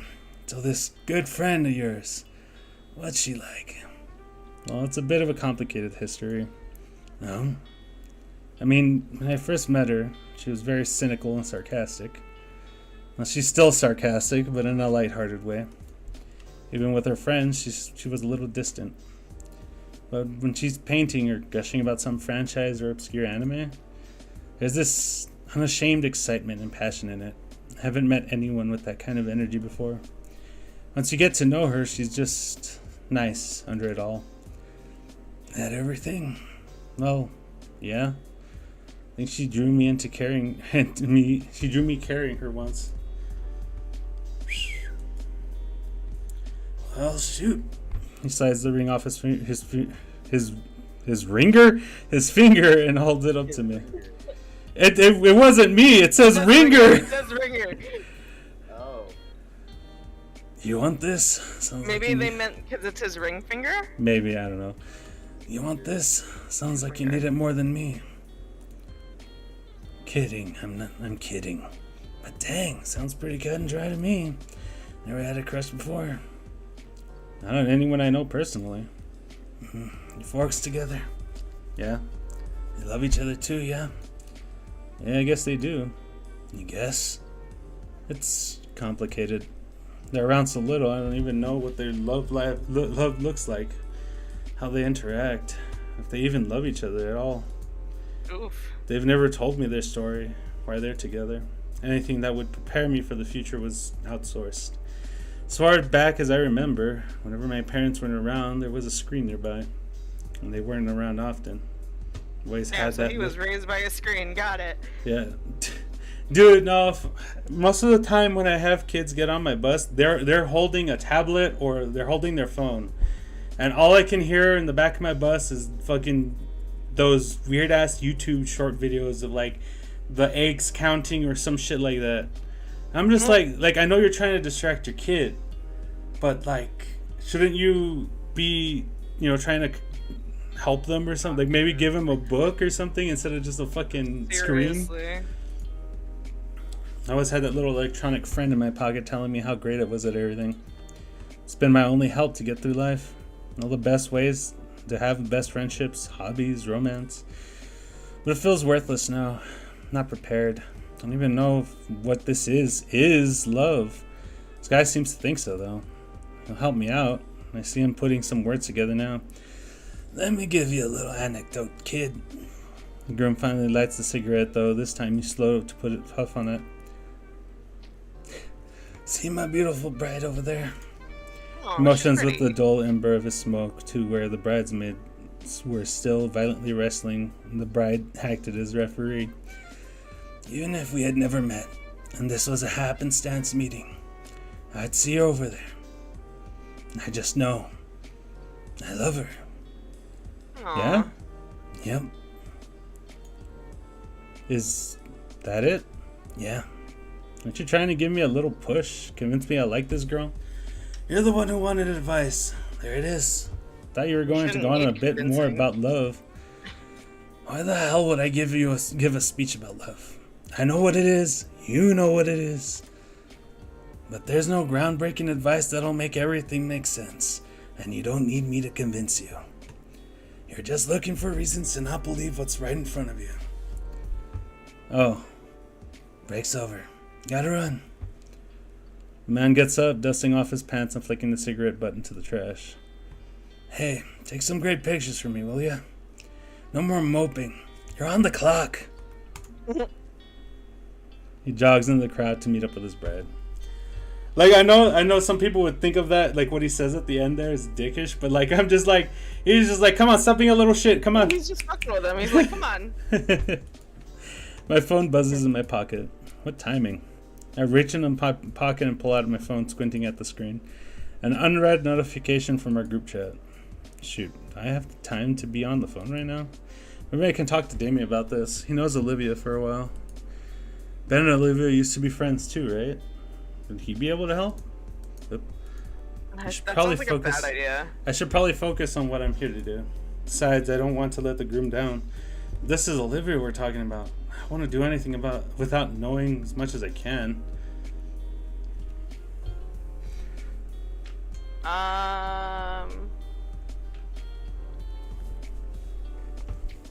Oh shit! I didn't know I was gonna have to choose.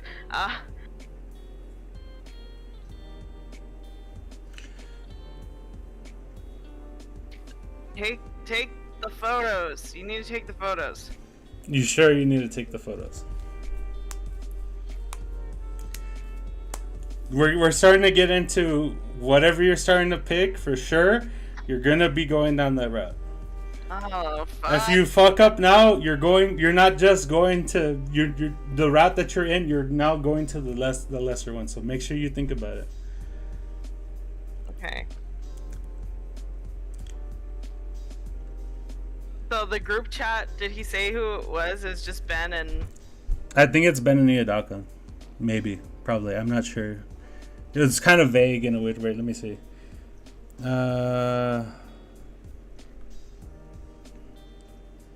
If from our group chat. From our group chat. Shit, I don't have time to my phone right now. Maybe with like Olivia and Ben, Olivia and Damien and Liz probably. Like with me, you and brother. Shit.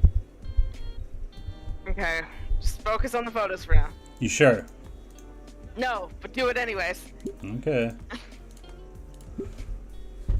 No going back. I can't afford to slack off right now. Besides, I made a promise to the groom and I don't want to let him down. Or Mr. Yadakon for that matter. I silenced my phone and slid it into my jacket pocket, pushing off the wall and taking hold of my camera. Where should I even start?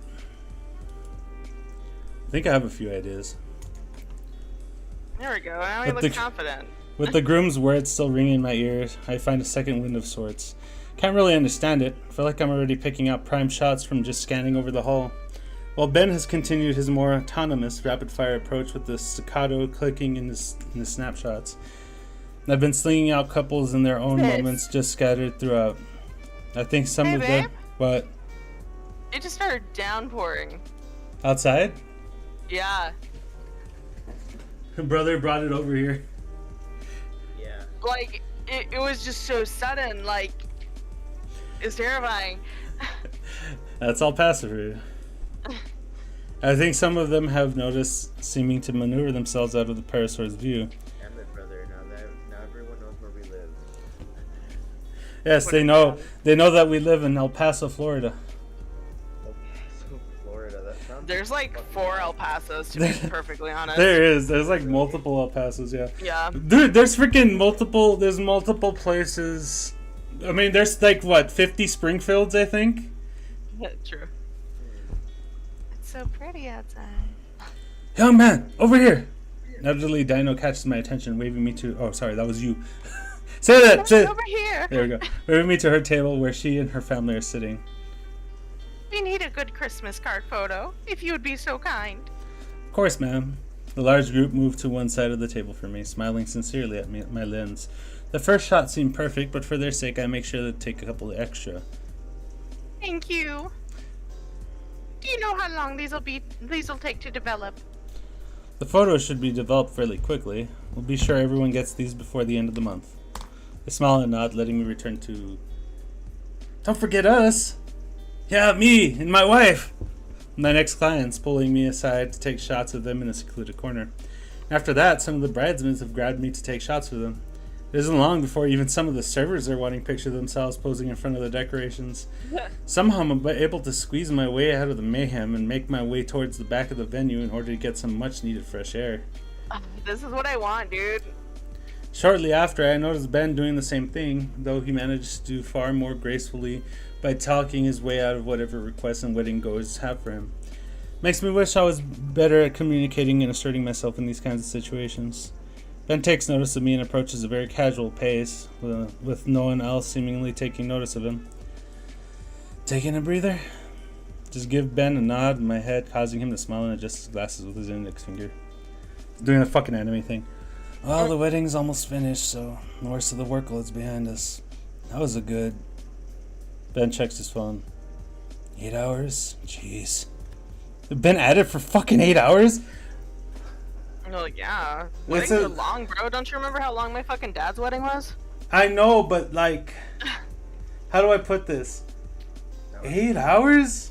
They probably got out... Let's say they got out at 4. Then they probably got out there around 5 and didn't start taking pictures till 6. 6 plus 8 hours would be like around like what, 1 or 2 in the morning? It's about 1 or 2, yeah. Man, yeah, my legs are starting to hurt. You're telling me you don't even have a tail. How do you think I feel? It's okay. Decided It's to go there. Friday, so they're fine. It's the first bit of silence we've had in a while. Across the room, the bride slumps into a chair trying to kick her heels off. That's how you were at the end of our wedding too, For basically. real. The groom sees me and shrugs a bit, smirking. So, how are you feeling about the pictures you've taken? I think I'm pretty confident in mine. Once you have the right equipment, it's just a matter of socializing, right? And getting the right shots for these sort of events. Satisfied? Yeah. Honestly, I'm not sure. Been taking all these pictures, right? But it's like something's missing. Missing? Make it sound like some grand art thing. I know. Back across the room, the bride motions to her new husband. Looks like it's the time of the night for him to carry her out in his arms, like in all the movies. She's probably not expecting those slick moves to position her on his back like a child. He laughs to himself while she pouts loudly and holds onto his hair to keep balance. Aw. Like that. Look at his That's tail, so dude. cute. Oh wow, his tail's pretty. What is he? I don't know. You should look up dinosaur with butterfly tail. I would if my phone would actually turn on. It looks juvenile, honestly. The bride taps at the exhausted groom's head with a balled up fist, but he's laughing. A laugh so infectious that her pout is replaced with delighted giggles of her own when he finally catches her hand in his and just holds it. Once again, they're talking and the bride is melting into putty as his quiet words. For now, how menial it is, and how crude that guy was earlier, that understanding and genuine playfulness between them. Without a thought, I'm already looking through the viewfinder and making the focusing adjustments from the perfect shot. Shot is cheesy but sincere. They both look beyond exhausted, their clothes showing their wear and tear of the night, and their body language screaming their need for sleep. And also the smiles they have as they try and look at each other in the awkward position speak metric volumes of just how happy they are after all. Why'd you do that? Do what? Do what? Took a picture just now. Did I? When did my finger get placed over the shutter button? I guess I did. And checked the new entry to the camera roll. Careful, it's an easy way to waste a lot of memory. You probably just delete it. Delete it? Huh. I think it'll be fine. Actually, Boring. get a good feeling about it. Yeah, he's a... You wouldn't want him as a photographer for this. You would want him for for new Like stuff. something more serious, like a business meeting yeah, or something. businesses, new stuff like that. But Inko is more for like this kind of thing where like, oh, that looks like somebody would want to remember that. Yeah. Actually, got a good feeling about it. Seemed pretty natural, you know? Ben rolls his eyes. If you say so. For the parasaur turns to go back to his assembly line photo taking, I grab his shoulder. By the way, Ben. I stopped by our lunch table earlier today to complain to Olivia. Oh boy. Said you were trying to call her, but was upset she wasn't picking up. I don't want to pry into your personal business, but aren't you two on bad terms? Huh? What are you talking about? What? I haven't spoken to Olivia in ages. Huh. And you were above gossiping, Cal. Sorry, Alright, you boys, ready to pack up? Pretty long night, huh? Teacher looks haggard as he steps up to us. His wings are dragging on the floor, and he's propping himself up with one of the light stands we brought. I wish they drew that. That would have been really funny to watch. For real. Despite his exhaustion, he's grinning wildly. Me too, enjoying your first work experience. Oh, absolutely, Mr. Yadakan. Managed to load up both of the memory cards you gave me. I even managed to try out the different kinds of lenses you had brought. Good to hear, Ben. What about you, Inko? Well, if I'm being honest with you, it took a while for me, Mr. Yadakan.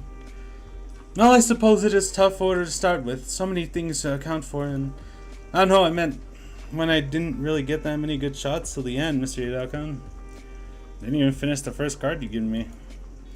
I see. Well, when we go through these next week, I'm sure they'll be fine. Oh, definitely. The groom saunters up with a huge grin on his face, flinging an arm around our teacher's shoulders. Can't wait to see these. Yadakan straightens up and shrugs the arm off, turning to the newly married man.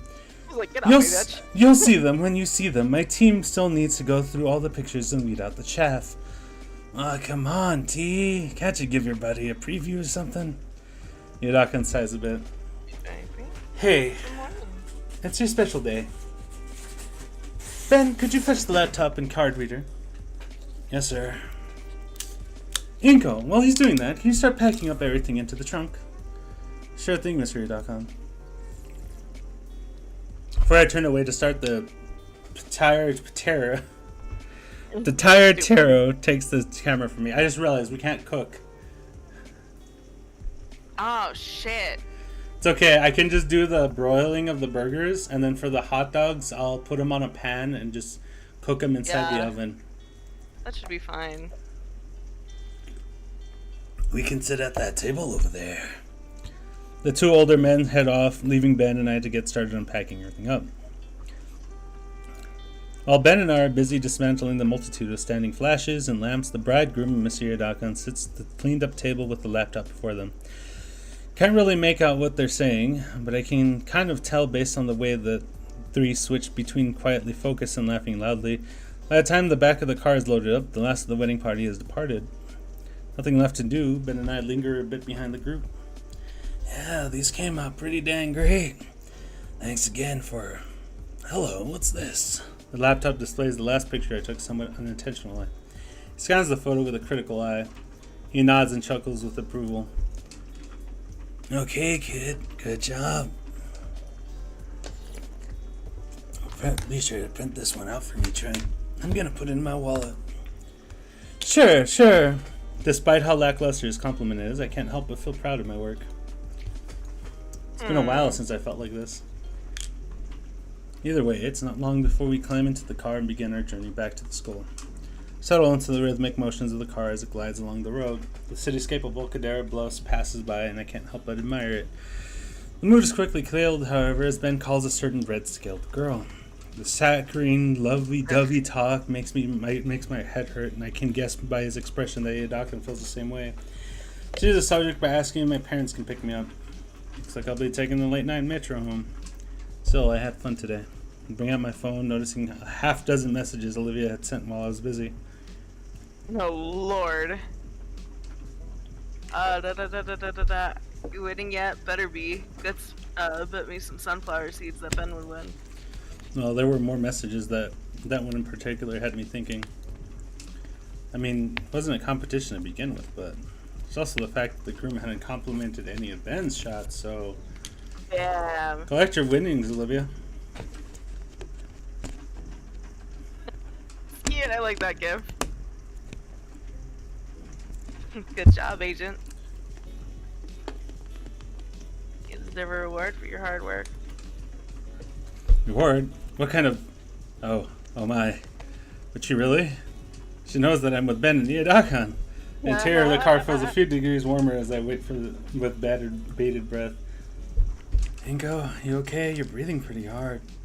Fine, perfectly fine, just a car sick.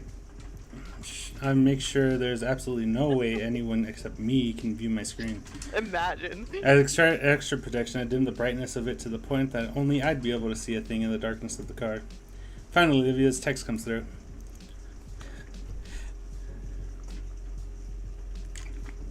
Mm-hmm. I held my breath before opening my eyes to see. Aw. That's cute.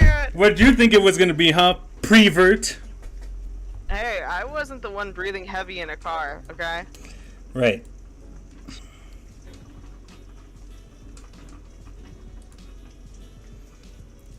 It's Jerry Doc on. I think Inko's about to vomit. Not in here! In hindsight, I should have seen that coming, seeing as I'm in love with her and all. Damn you, damn my hormones. Aw. Alright, let's see how much time we have. We It's actually over. we're at 3 hours right now. Oh shit, I just went. Alright. So, as a quick wrap up, what do you think about all that stuff that's happened so far? I think I've made some pretty good choices so far. You sure? I don't know. That's right. You're already on ending 1. Not again.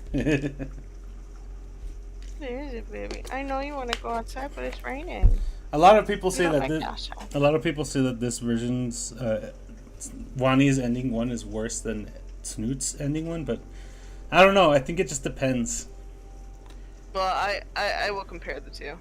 You will compare the two. You're gonna hold up Snoot game. You're gonna hold up. You're gonna hold up Fang's body, and then you're gonna compare it to whatever happens to Olivia. Yeah.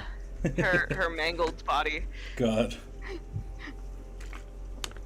Well, do you have anything to say? People. Hold on. Do you have anything to say about this? About what's happened so far?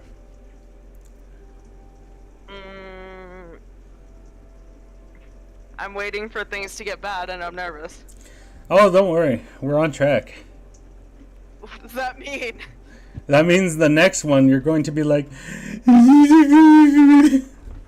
God. I can't wait for you to cry. You were crying during Snoot game. Shut up. All right, everyone. We're going to go ahead and end the stream for right now. Bye, people. Goodbye, everyone.